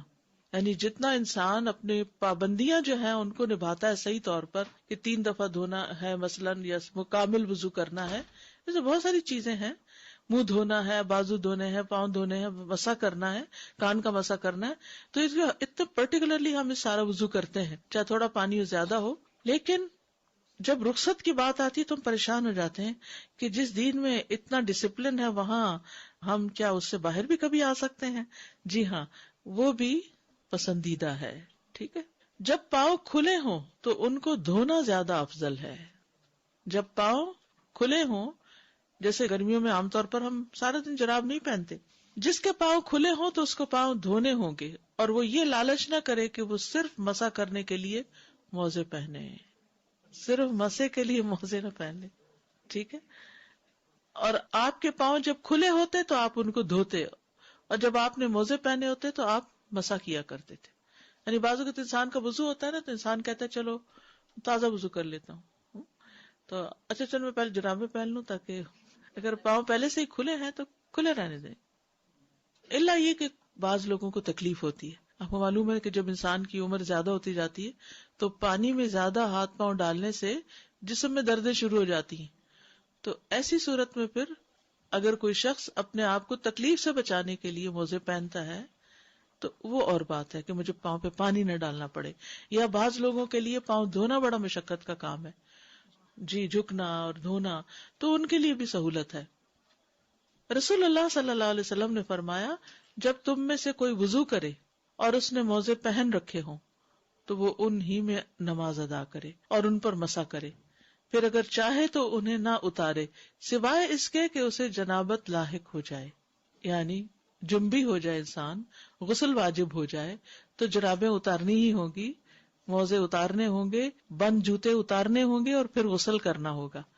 تو غسل میں انسان یہ نہیں کر سکتا کہ اس قسم کے موزے پہن کے رکھے کہ جس میں اوپر سے پانی بہ جائے اور انسان کے میرا غسل ہو گیا، نہیں، اور میں پاؤں پہ مسح کر لیتا ہوں، نہیں، اس میں پھر پاؤں سے جوتا اتارنا ہے. مسح کا طریقہ، آپ صلی اللہ علیہ وسلم موزوں کے ظاہری یعنی اوپر والے حصے میں بس مسح کرتے تھے، نیچے والی سائڈ سے ہاتھ نہیں پھیرتے تھے، اونلی ونس اوپر والی سائڈ سے. آمش اپنی سند سے اس حدیث کو روایت کرتے ہیں، حضرت علی رضی اللہ عنہ نے کہا کہ میں پاؤں کے نیچے والے حصے ہی کو زیادہ لائق سمجھتا تھا کہ نیچے پاؤں زمین پہ لگتا ہے تو نیچے مسح ہونا چاہیے کہ اسے دھویا جائے، حتیٰ کہ میں نے رسول اللہ صلی اللہ علیہ وسلم کو دیکھا کہ آپ صلی اللہ علیہ وسلم اپنے موزوں کے اوپر کے حصے ہی کا مسح کرتے تھے، تو انہوں نے صرف پھر اوپر ہی مسح کرنا شروع کیا. عبد خیر کہتے ہیں کہ میں نے ایک مرتبہ علی رضی اللہ عنہ کو وضو کرتے ہوئے دیکھا، انہوں نے جوتوں پر مسح کیا، پھر فرمایا اگر میں نے اللہ کے رسول کو ایسا کرتے نہ دیکھا ہوتا جیسے تم نے مجھے کرتے دیکھا ہے تو میری رائے یہ ہوتی کہ پاؤں کا نچلا حصہ ان کے اوپر والے حصے سے مسح کیے جانے کا زیادہ حقدار ہے. یعنی عقل تو یہی کہتی ہے نا کہ انسان نیچے سے کرے، لیکن دین جو ہے وہ عقل کے تابع نہیں ہے، اس کے اپنی ہی حکمت ہے، اور یہ سب کچھ اللہ کی طرف سے آیا. تو عبادت میں اصل کیا ہے؟ اطاعت. عبادت کا معنی کیا ہے؟ اطاعت. ٹھیک ہے. مسح کی شرائط، نمبر 1، طہارت کی حالت میں پہنا ہو موزہ. یہ بڑی اہم بات ہے، یعنی آپ نے جو موزہ یا جوتا وضو کی حالت میں پہنا ہے اس پر مسح ہوگا. ٹھیک ہے. تو پہلی شرط کیا ہے؟ انہیں طہارت کی حالت میں پہنا جائے. عروہ بن مغیرہ اپنے والد سے روایت کرتے ہیں، انہوں نے کہا میں ایک سفر میں نبی صلی اللہ علیہ وسلم کے ساتھ تھا، آپ وضو کر رہے تھے، میں جھکا تاکہ آپ کے دونوں موزے اتار دوں تو آپ نے فرمایا انہیں رہنے دو، میں نے انہیں باوضو پہنا تھا، پھر آپ نے ان پہ مسح فرمایا. تو یہ دلیل ہے ہمارے پاس صحیح بخاری کی کہ آپ صلی اللہ علیہ وسلم نے جب وضو کے ساتھ یعنی جو آپ نے موزے وغیرہ پہنے ہوئے تھے تو انہیں اتارا نہیں بلکہ ان کے اوپر سے ہی مسح کر لیا. نمبر 2، موزے یا جرابیں نجس نہ ہو. کوئی بچے کا پیشاب نہ اوپر گر گیا ہو، یا کہیں آپ ایسی جگہ پاؤں نہ رکھ بیٹھے ہو جہاں کوئی گندگی تھی تو گندی نہ ہو. رائٹ، ایسی گندگی جس سے نماز کی طہارت کی شرط پوری نہ ہوتی ہو. ایک تو نا میلی، ویسے عام میلی، کیونکہ جرابیں ایسی چیزیں اگر آپ پہن کے گھر میں پھر رہے ہیں تو ڈسٹ وغیرہ لگ ہی جائے گی جس سے پاؤں کو لگ جاتی ہے. ایسے جرابوں کو بھی، بلکہ جرابوں کو زیادہ لگتی ہے چونکہ وہ جذب کرتی چلی جاتی ہے نا. جی، تو بہرحال ایسی صورت میں انسان یہ دیکھ لے کہ کوئی ایسی نجاست تو نہیں جو نماز کی قبولیت میں رکاوٹ بنے. دوسری شرط، موزے یا جرابیں پاک ہوں. اگر یہ نجس ہوں تو ان پر مسح کرنا جائز نہیں ہوگا. اس کی دلیل کیا ہے؟ سنن نبی داؤد کی ہے، ایک بار رسول اللہ صلی اللہ علیہ وسلم اپنے صحابہ کو نماز پڑھا رہے تھے کہ آپ صلی اللہ علیہ وسلم نے دوران نماز اپنے جوتے اتار کر اپنی بائیں جانب رکھ لیے. نماز پڑھتے پڑھتے آپ نے جوتے اتارے اور لیفٹ سائڈ پہ رکھ لیے. اس میں کیا ایک اور بات سیکھنے کو ملی کہ کوئی بھی چیز رکھنی ہے تو الٹے ہاتھ پہ رکھیں، خصوصاً جوتے. جب صحابہ نے آپ کو دیکھا تو انہوں نے بھی اپنے جوتے اتار دیے، وہ اقتدا کر رہے تھے، پیچھے ہر چیز کو فالو کر رہے تھے. جب رسول اللہ صلی اللہ علیہ وسلم نماز سے فارغ ہوئے تو فرمایا تم لوگوں نے اپنے جوتے کیوں اتارے؟ انہوں نے کہا ہم نے آپ کو دیکھا، آپ نے اپنے جوتے اتارے ہیں تو ہم نے بھی اپنے اتار دیے. رسول اللہ صلی اللہ علیہ وسلم نے فرمایا بے شک جبریل علیہ السلام میرے پاس آئے اور مجھے بتایا کہ آپ کے جوتے میں گندگی لگی ہے، اور آپ نے فرمایا جب تم میں سے کوئی مسجد میں آئے تو دیکھ لیا کرے، اگر اس کے جوتوں میں کوئی گندگی یا نجاست نظر آئے تو اسے پوچھ ڈالے، پھر ان میں نماز پڑھ لے. اب آپ دیکھیے جب ہم یہ پڑھتے نا یہ حدیث تو خیال آتا ہے آپ کو تو جبریل نے آ کے بتا دیا، ہمیں کون بتائے گا؟ تو آپ نے اس کا حل بتا دیا نا. کیا بتایا؟ کہ نماز سے پہلے چیک کرو، خود چیک کرو. جہاں کوئی حدیث ہو تو اس میں کسی دوسرے انسان کے نام لینے کی ضرورت نہیں، نہ میرا نہ کسی اور کا. وہاں یہی کہیں کہ نبی صلی اللہ علیہ وسلم نے ایسا فرمایا یا ایسا کیا. ٹھیک ہے، یہی دلیل ہوتی ہے. اور پڑھنے والے علم والے اسی طرح گفتگو کرتے ہیں، وہ انسانوں کے نام لے کے بات نہیں کرتے، اصل دلیل پہ بات کرتے ہیں. ٹھیک ہے. یہ حدیث اس بات پر دلالت کرتی ہے کہ جس چیز میں نجاست ہو اس میں نماز جائز نہیں. جس چیز میں نجاست ہو، یہ صرف جوتے کے ساتھ نہیں، یہ جراب کے ساتھ نہیں، شلوار، انڈر ویئر، قمیض، کہیں بھی. لیکن اس کی ہم تفصیل پیچھے پڑھ چکے ہیں کہ حقیقی نجاست نظر آ رہی ہو یا واقعی دلیل ہو آپ کے پاس کہ کوئی نجاست ہے اس میں. یہ نہیں کہ صرف شک کی بنیاد پر. اور اس میں انسان کا پسینہ، لعاب دہن، یہ سب چیزیں پاک ہوتی ہیں. بعض لوگ مینسز میں جو کپڑا پہن لیتے ہیں اس میں پسینہ آ جائے تو وہ دوبارہ نہیں پہنتے اور اس میں نماز نہیں پڑھتے، حالانکہ ایسا کچھ نہیں.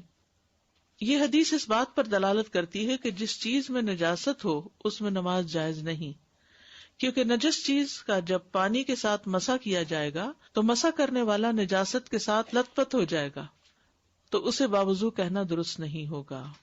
ٹھیک ہے، یعنی پوچھ لو کا مطلب کیا ہے؟ ڈرائی کلین کرو، گیلے سے نہیں، کیونکہ اس سے کیا ہوگا اور پھیل جائے گی نجاست.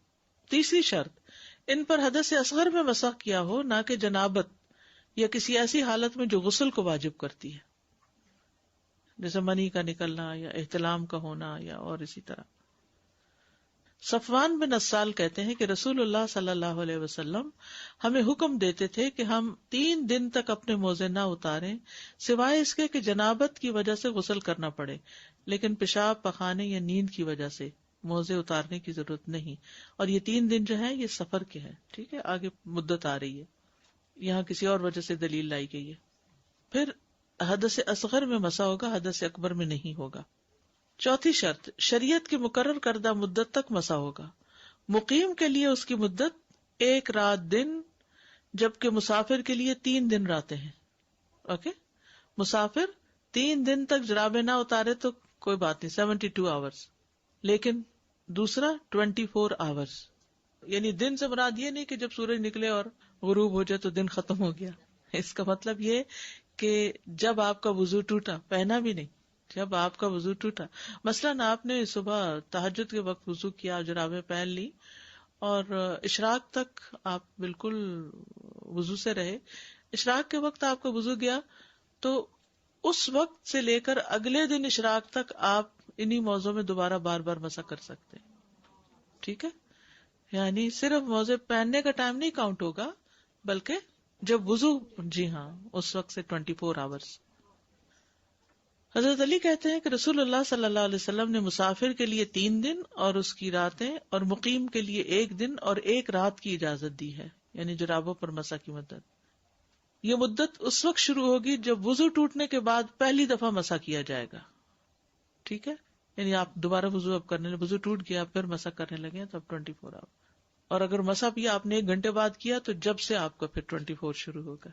مقیم کے لیے اس کی مدت 24 گھنٹوں میں ختم ہو جائے گی، جبکہ مسافر کے لیے 72 آورز ہوگی. پھٹے ہوئے موزوں پہ مسح کرنا، ٹھیک، بعض اوقات اتنا سا سوراخ ہو جاتا ہے تو ہم کیا کہتے ہیں؟ پھینک دو اس کو. یہ کہتے ہیں جو بہت، اس لیے پھینکنا آسان ہے. جن کے پاس نہیں ہوتی ان سے پوچھیں کہ وہ کیا کرے. وہ بار بار سیتے بھی ہیں، لیکن بعض اوقات سینے کے باوجود بھی جن کے پاس جوتے نہیں وہاں جرابیں کہاں ہوں گی؟ سوچئے نا. پھٹے ہوئے موزوں پر مسح کرنا اس وقت تک جائز ہے جب تک کہ ان کو موزہ کہنا اور ان کو پہن کر چلنا ممکن ہو. تھوڑے بہت اگر بعض اوقات اتنا چھوٹا سا سوراخ ہو گیا تو کوئی بات نہیں، ٹھیک ہے نا. لیکن اگر زیادہ پھٹ گیا ہے، ایڑی پوری نظر آنے لگ گئی ہے تو پھر نہیں. پتلی جرابوں پہ مسح.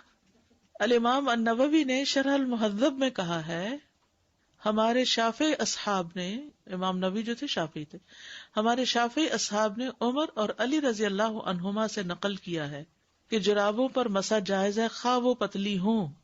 ٹھیک ہے، سی تھرو بھی ہوں تب بھی مسح جائز ہے، بس ایسی سی تھرو نہ ہو کہ جس میں نیٹ ہو، کیونکہ ہاں دیکھیے بعض جرابیں صرف فیشن کے لیے پہنی جاتی ہیں، کسی خاص مقصد کے لیے نہیں، اور ان میں اتنے بڑے بڑے سوراخ ہوتے ہیں اور وہ ایک نیٹ کی طرح صرف ڈیکوریشن کے لیے چڑھا لی جاتی ہیں، تو ان میں نہیں. لیکن یہ کہ پوری بنی ہوئی ہے، مگر مٹیریل ایسا ہے. آپ دیکھیں سنتھیٹک ایسا مٹیریل بھی ہوتا ہے بہت سٹرڈی ہوتا ہے، لیکن اس میں سے اسکن نظر آ رہی ہوتی ہے، تو ڈزنٹ میٹر، اس پہ بھی آپ مسا کر سکتے ہیں. اصل چیز ہے مشقت سے بچانا. ٹھیک ہے، یہاں ختم ہو گیا آپ کا مسا. اب آپ کے کوئی سوال ہوں تو آپ کر سکتے ہیں.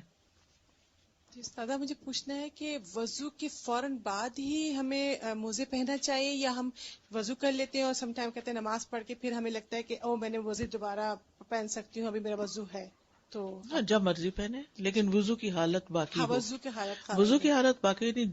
وضو کرتے ہی جرابیں پہننا لازم نہیں. جب آپ کا دل چاہے بس اس وقت میک شور کریں کہ آپ وضو کی حالت میں ہیں، تب آپ مسا کر سکتے ہیں. سوال یہ ہے کہ ہم نے دیکھا کہ موزوں کے ساتھ ساتھ جوتوں پر بھی مسح کیا جاتا ہے. جی ہاں. تو جب ہم یہاں کے حالات میں جوتے اتارتے ہیں تو وہ مسح قائم رہے گا؟ مسح قائم رہے گا کیونکہ اس کے نیچے جرابیں ہوگی نا. جی اگر جرابیں نہ ہوں تو پھر نہیں. اگر وضو کی حالت میں جوتا اور جراب دونوں پہن لی تو پھر جب آپ مسح کرنے لگیں گے تو مسح جوتے پر ہو گیا.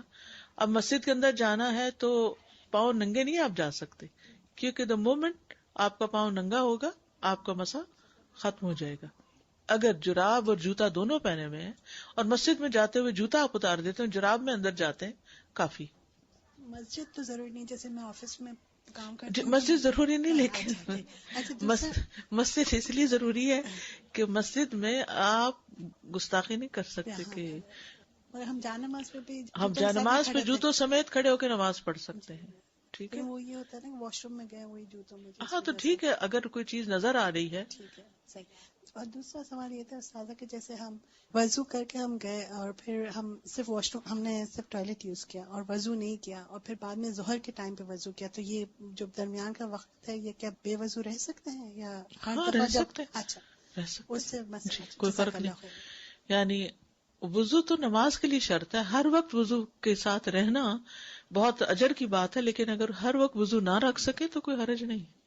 جی وضو کی حفاظت تو مومن ہی کرتا ہے، ایمان کی علامت ہے کہ آپ ہر وقت وضو سے رہیں. لیکن اگر نہ رہ سکے، مشقت ہو، بعضوں کو تکلیف ہوتی ہے، میدے کی کوئی تکلیف ہو سکتی ہے، نہیں رکھ سکتے تو وہ گلٹ نہ فیل کریں. جی جوتوں پہ مسح کرنے کے لیے کیا جوتوں کو اینکل سے اوپر ہونا چاہیے؟ نہیں، جرابوں کو اینکل سے اوپر ہونا چاہیے. جوتے کم بھی ہوں، چپل بھی ہوں تو خیر ہے. اور جس پر جوتوں میں نماز پڑھتے ہیں تو مطلب جوتے کیا اتنے تھوڑے فلمزی ہوں کہ آپ کی انگلیاں تھوڑی سی جی ہاں مڑنی چاہیے، بالکل لکڑی کے نہ ہوں. Actually, I have a question. What's the difference between hadath akbar and asghar? حدث Asghar ہوتا ہے جیسے پیشاب کے بعد وضو کا ٹوٹنا، جسم سے ہوا نکلے وضو ٹوٹنا، اور اکبر ہوتا ہے جیسے پیریڈز کا آ جانا، جیسے جماع کے بعد یا احتلام کے بعد، وہ حدث اکبر ہے. حدث اکبر سے مراد غسل واجب ہونا ہے. حدث اصغر کا مطلب ہے وضو لازم ہونا. استاذہ جی مجھے پوچھنا تھا کہ میری عادت بن گئی ہے موزے پہنا بہت عرصے کی ہے، ٹھیک ہے، تو مطلب بغیر عذر کے اگر آپ موزے میں ہیں اور مسح کریں. یہ بھی اچھا سوال ہے. مسح کرنے کے لیے کوئی مجبوری ہونا ضروری نہیں. آپ بغیر عذر کے گھر میں اگر آپ کو عادت ہے موزے پہن کے ہی رکھنے کی، اور اگر آپ چائنا میں ہوتے تو شاید آپ اس کو فرض درجے میں لیتے. کیونکہ میں جولائی میں چائنا گئی تھی اور سخت گرمی تھی اور ہر کوئی موزے اور بند جوتے پہنے ہوتے. تو میں نے کہا کہ اسے کیا ایک پتا، میں ہر ایک چپل کا نام نہیں، ہر ایک یہ پہنے ہوئے. تو وہ کہتے ہیں کہ ہمارے ہاں یہ کہاوت ہے کہ پاؤں گرم رکھو سر ٹھنڈا رکھو. مطلب میں ہر وقت موزے میں ہوتی ہوں، جوتے موزے. اب تو خیر کمر کی وجہ سے میں بہت محتاط ہوں، مگر جب میں پہنا کرتی تھی ایک دفعہ حج پہ جا رہے تھے ہم، تو مجھے یہ کسی نے کہا تھا کہ گرمی چڑھ جائے گی، ہر وقت موزے کیوں پہنے. اچھا، یعنی پاؤں سے سر کو گرمی جا چڑھے گی. جی لیکن یہ ہے کہ ان کے ہاں جو ٹریڈیشنل میڈیسن ہے خاص طور پر، اس کا اصول یہی ہے کہ پاؤں سے بیماریاں چڑھتی ہیں. پاؤں کی وہ جو کرتے ہیں واکو پریشر وغیرہ، اس سے علاج بھی کرتے ہیں. تو پاؤں کو گرم رکھنا ان کے نزدیک بہت ضروری ہے. یعنی اگر ٹھنڈا ہو گیا تو آپ ہوئے بیمار، وہ وہم بھی ہو جاتا ہے نا. جی استاذہ، یہ جو رات کا وضو ہے یہ پیریڈز میں اس کے بارے میں کیا حکم ہے؟ یہ جو ہم سونے سے پہلے وضو کرتے ہیں. کر سکتے ہیں، کوئی حرج نہیں. ساتھ ساتھ میں نے پوچھنا تھا یہ جو انکنٹیننس آف یورین ہوتا ہے اس میں کیا حکم ہے وضو کا؟ جیسے وہ تو وضو رہتا ہے کہ نہیں، کیا اس کے؟ ہر نماز سے پہلے تازہ وضو کرنا ہوگا. السلام علیکم اساتذہ، میرا سوال یہ ہے کہ جب ہم حجی عمرے پہ جاتے ہیں تو وہاں ہم عورتوں کو دیکھتے ہیں کہ وہ وضو کر رہی ہوتی ہے تھوڑے پانی سے، ایون حرم کے اندر زمزم سے، لیکن وہ وضو پورا تھوڑا تھوڑا پانی لے کے کر لیتے ہیں، پاؤں پہ وہ اپنے ننگے پاؤں کے اوپر مسا کر لیتے ہیں. نہیں، ننگے پاؤں پہ مسا نہیں ہوتا. تو میں وہاں پہ دیکھ رہی تھی کہ وہ عورتیں جو نا پورا وضو تھوڑا تھوڑا پانی لے کے کر لی، ایک کلی کر لی ناک میں، شاید لا علمی سے کرتے ہوں، اور لیکن پاؤں پہ ایسے بس تھوڑا سا گیلا ہاتھ پھیر لیا. لا علمی سے کرتے ہوں گے. تو یہ مسا تو نہ ہوا نا؟ مسا نہیں ہو سکتا، ننگے پاؤں مسا نہیں ہوتا. یہ استاذہ جوتے پہ مسا کرنے کے لیے شرط ہے کہ اندر موزہ پہنا ہوا ہو آپ نے؟ جی ہاں، موزہ پہنا وہ، یا پھر وہ پھر اتار نہیں سکتے جوتا. یعنی اگر آپ کا جوتا موزہ ایک ہی چیز ہے، یعنی جوتا اتارنا ہی نہیں ہے تو پھر ٹھیک ہے، ورنہ اگر آپ نے موزہ نہیں پہنا اور جوتا اتار دیا تو مسا ختم ہو جائے گا. موزہ ویسے شرط نہیں ہے، اگر آپ نے ٹخنوں سے اوپر ہے اور نی ہائی شوز ہیں تو پھر اس صورت میں آپ اگر نہیں اتار رہے، مسے پہ مسا کر رہے ہیں کر لیں، لیکن اگر آپ نے ایک دفعہ اتار دیا تو پھر وضو ہی کرنا ہوگا. ڈاکٹر صاحب نماز پڑھتے ہوئے ایک دم آپ کو ایک احساس ہوئے کہ سپوز میری سویٹر پہ نجاست ہے سم تھنگ، تو کیا آپ اپنی نماز کو روکیں گے؟ ختم کر کے اتار کے دوبارہ سے شروع کریں گے. سوال یہ ہے کہ ہم وضو کرتے ہیں پھر اس کے بعد ہم اپنے پاؤں خشک کر لیں پھر موزے پہنے؟ آپ گیلے بھی پہن سکتے ہیں، آپ خشک کر کے بھی پہن لیں. میرا اچھا پہن سکتے ہیں. ایکسپیرینس یہ ہوا کہ میں پہلے خشک نہیں کرتی تھی، موزے چڑھا لیتی تھی، تو اس میں ہوا یہ کہ پھر فنگس آ گیا. وہ تو ایک میڈیکل ریزن ہو گئی نا، لیکن مگر شرعی لحاظ سے جن کو نہیں فنگس ہوتا وہ پہن سکتے ہیں. اچھا ساتھ میرا یہ سوال ہے کہ سردیوں میں مجھے یہ پرابلم ہوتی ہے کہ میرے کولڈ فیٹ ہیں، رائٹ، تو میں مستقل جرابیں بعضوں کا 2-2 3 بھی ایک ساتھ میں پہن کے رہتی ہوں. تو میرے لیے کیا جو یہ مقیم کا ہے مدت 24 آورس اس سے زیادہ ہو سکتی ہے یا نہیں؟ نہیں ہو سکتی، کیونکہ 24 گھنٹے میں ایک دفعہ دھونا ضروری ہے، اور ایک دفعہ دھونے سے کوئی حرج نہیں. انسان جب صبح کے وقت اٹھتا ہے تو دوبارہ دھو کے پہن لے. آپ مجھ سے بعد میں ایک دوا پوچھ لیجیے، میں آپ کو بتاؤں گی، جس سے انشاءاللہ ٹھیک ہوں گی آپ. جی اگر لیکوریا کا پرابلم ہو تو پھر وضو پھر کیسے کریں؟ وضو تو ایک ہی طریقہ ہے. جیسے ہم کبھی کر کے وضو گھر سے نکلتے ہیں نماز پڑھنے کے لیے، ایک نماز پڑھ سکتے، 1-8 گھنٹہ ہو جاتا، اس کے بعد نماز کا ٹائم شروع ہوتا. پڑھ لیں.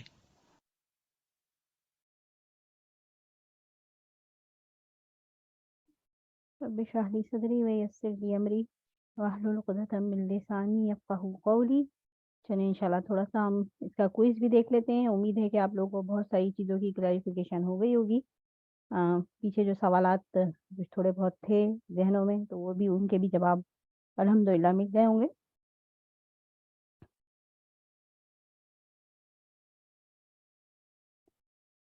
وضو کے بعد دعائیں پڑھنے کی کیا فضیلت ہے؟ ہم نے بہت ساری دعائیں تقریباً 3 کے قریب ہم نے ابھی پڑھی تھیں، اور آپ لوگوں نے پچھلے لیسن میں بھی یاد کی تھیں. کوئی شیئر کرے گا کہ کلمہ شہادت پڑھنے سے کیا ہوگا؟ جنت کے پورا جواب دیں. کتنے دروازے اوپن ہو جائیں گے؟ 8 دروازے اوپن ہو جائیں گے. سبحان اللہ، کتنا زیادہ اجر ہے نا اس کا، کتنا ریوارڈ ہے الحمدللہ. اچھا جی آگے چلتے ہیں. ابو سعید کی روایت ہے یہ والی رضی اللہ تعالیٰ عنہ. رسول اللہ صلی اللہ علیہ وسلم نے فرمایا، کیا ہے اس کے بارے میں اجر؟ آپ سب لوگ کے سامنے لکھا ہوا ہے، ایک دفعہ پھر پڑھ لیں ریمائنڈر کے لیے. تو اسے ایک کاغذ پر لکھ کر اس پر مہر لگا دی جاتی ہے جو قیامت تک توڑی نہ جا سکی. ٹھیک ہے، یعنی کہ آپ نے یہ جو کلمہ پڑھا، جو شخص وضو کرے اور کہے اللہ تو پاک ہے، اپنی تعریف کے ساتھ میں گواہی دیتا ہوں کہ تیرے سوا کوئی سچا معبود نہیں، میں تجھ سے بخشش طلب کرتا ہوں اور تیری طرف توبہ یعنی رجوع کرتا ہوں. تو یہ بات جو انہوں نے کلمہ کہی تھی کہ بخشش مانگی اس بندے نے، تو اس پر مہر لگا دی جاتی ہے اور قیامت تک اس ٹائم کو کوئی توڑ نہیں سکتا. اگر وضو کرنے کے لیے پانی کافی مقدار میں موجود ہے تو کیا پھر بھی پانی کا زیادہ بہانا درست ہے؟ اگر نہیں تو کیوں؟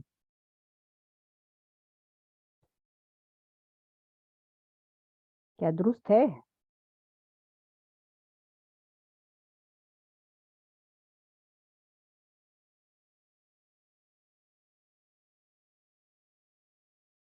نہیں درست نہیں ہے. تو اس کے لیے ہمارے پاس جو حدیث موجود ہے وہ یہ ہے کہ رسول اللہ صلی اللہ علیہ وآلہ وسلم نے سعید رضی اللہ تعالیٰ عنہ کے پاس سے گزرے ہیں اور وہ وضو کر رہے تھے. تو آپ صلی اللہ علیہ وآلہ وسلم نے فرمایا کیا یہ کیسا اسراف ہے؟ تو انہوں نے کہا کیا وضو میں بھی اسراف ہوتا ہے؟ آپ صلی اللہ علیہ وآلہ وسلم نے فرمایا ہاں، اگرچہ تو جاری نہر پر ہی ہو.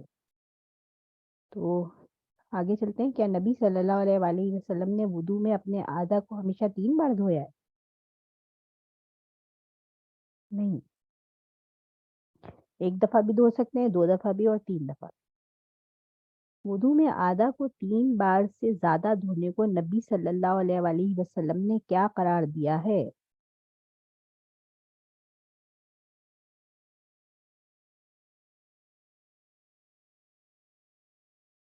ظلم. ٹھیک ہے، گڈ، ماشاء اللہ، بارک اللہ فیکی سسٹر رقیہ نے، ناز نے، شمع نے، الحمدللہ سب کے جواب آ گئے ہیں. سسٹر یاسمین، برا بھی کہا ہے ایک جگہ، زیادتی، برا کرتا ہے، زیادتی کرتا ہے. گڈ. تو حدیث کے الفاظ بھی ہیں ہمارے پاس کہ وہ برا کرتا ہے، زیادتی کرتا ہے اور ظلم کرتا ہے. اگر وضو کے بعد اعضاء خشک ہو جائیں اور نماز شروع کر لی ہو، پھر یاد آئے کہ وضو کے اعضاء میں سے کوئی تھوڑا سا حصہ بھی دھونے سے رہ گیا ہے، جیسے وہی آٹا یا مہندی لگ گئی، تو کیا وضو کر کے نماز دوبارہ پڑھنی ہوگی یا استغفار کرنے ہی کافی ہے؟ دوبارہ. ٹھیک ہے، وضو بھی دوبارہ، نماز بھی دوبارہ، چاہے تھوڑا سا حصہ بھی رہ گیا ہو. ٹھیک ہے، تو یہاں کلیئر کر دیا اس کو. دودھ پینے کے بعد اگر نماز پڑھنی ہو تو سنت کے مطابق کیا کر لینا چاہیے؟ کلی کر لینا چاہیے. گڈ، ماشاء اللہ، تبارک اللہ. نواقص وضو کسے کہتے ہیں؟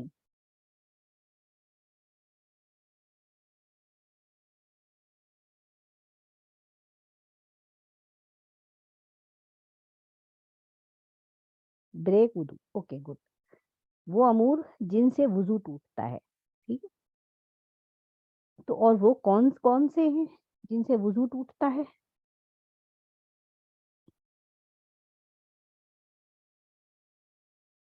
حدث اصغر اور حدث اکبر. حدث اصغر اور حدث اکبر، ٹھیک ہے، جواب درست ہے، حدث اصغر اور حدث اکبر. لیکن وہ کون کون سے ہیں؟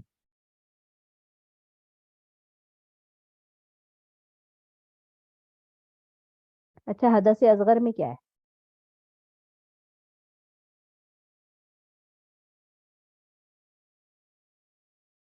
حدث اصغر اور حدث اکبر میں کیا ہے؟ قضاء حاجت ہوا، ہوا خارج ہو گئی، ٹھیک ہے، قضاء حاجت ہو گیا، ٹھیک ہے، یورین پاس ہو گیا، اور کیا، ہوا کا نکلنا ہو گیا، ٹھیک ہے، سلیپ، ہاں ٹھیک ہے، ہاں ٹھیک ہے، گڈ. سبیلین، یہ سبیلین سے جو 2 راستے سے کوئی چیز خارج ہونا، جیسے پیشاب، پخانہ، ہوا خارج ہونا یا مزی، لکوریا، یہ سارا حدث اکبر اور اصغر میں کور ہو گیا. ٹھیک ہے، اوپر کی جو سبیلین کے 2 راستے، وہ حدث اکبر اور اصغر میں کور کر لیا. اس کے بعد نیچے بغیر کپڑے، رکاوٹ یا شرمگاہ کو ہاتھ لگانے سے، اور نیند سے، اور اونٹ کا گوشت کھانے سے، یہ 3 اور ایکسٹرا ہو گیا. ٹھیک ہے، اگر نماز کے دوران بار بار وضو ٹوٹنے کا وہم ہو جبکہ کوئی بو یا آواز سنائی نہ دے تو کیا کرنا چاہیے؟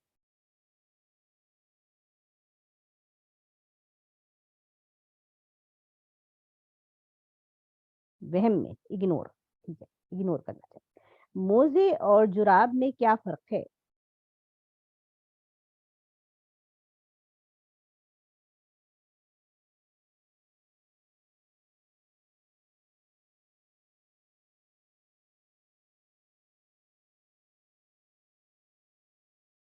ون ورڈ میں ٹائپ کر دیں.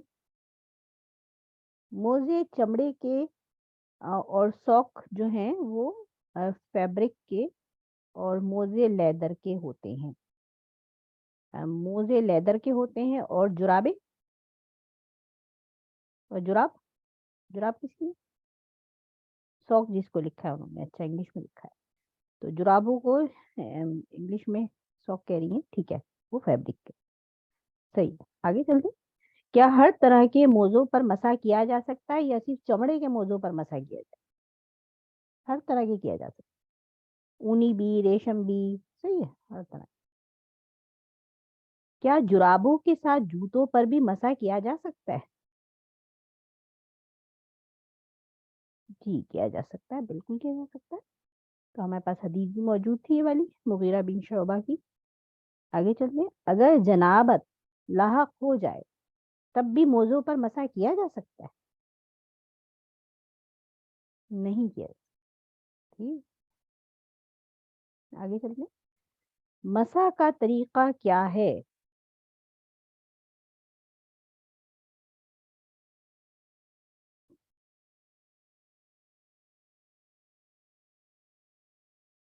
کیا موضوع کو نیچے سے صاف ہاتھ پھیرنا؟ اچھا ٹاپ پہ سے، ٹھیک ہے، ٹاپ پہ سے اور پورا کوئی ایسے گیلا کرنے کی ضرورت ہے کیا؟ پانی سے پورا پورا گیلا کرے؟ نہیں، صرف گیلا ہاتھ پھیر لیں گے، ٹھیک ہے، پاؤں کے اوپر، ٹھیک ہے۔ تو یہی ہے، اپنے دونوں موضوع کے اوپری حصے پر مسح کرتے ہوئے دیکھا۔ موضوع یا جرابوں پر مسح کرنے کی 4 شرائط کیا ہیں؟ نمبر 1، 4 شرائط بتائیں گی استاذہ نے۔ نمبر 1 کیا تھی؟ طہارت کی حالت میں پہنی ہو۔ طہارت کی حالت میں پہنی ہو، نمبر 1۔ نمبر 2،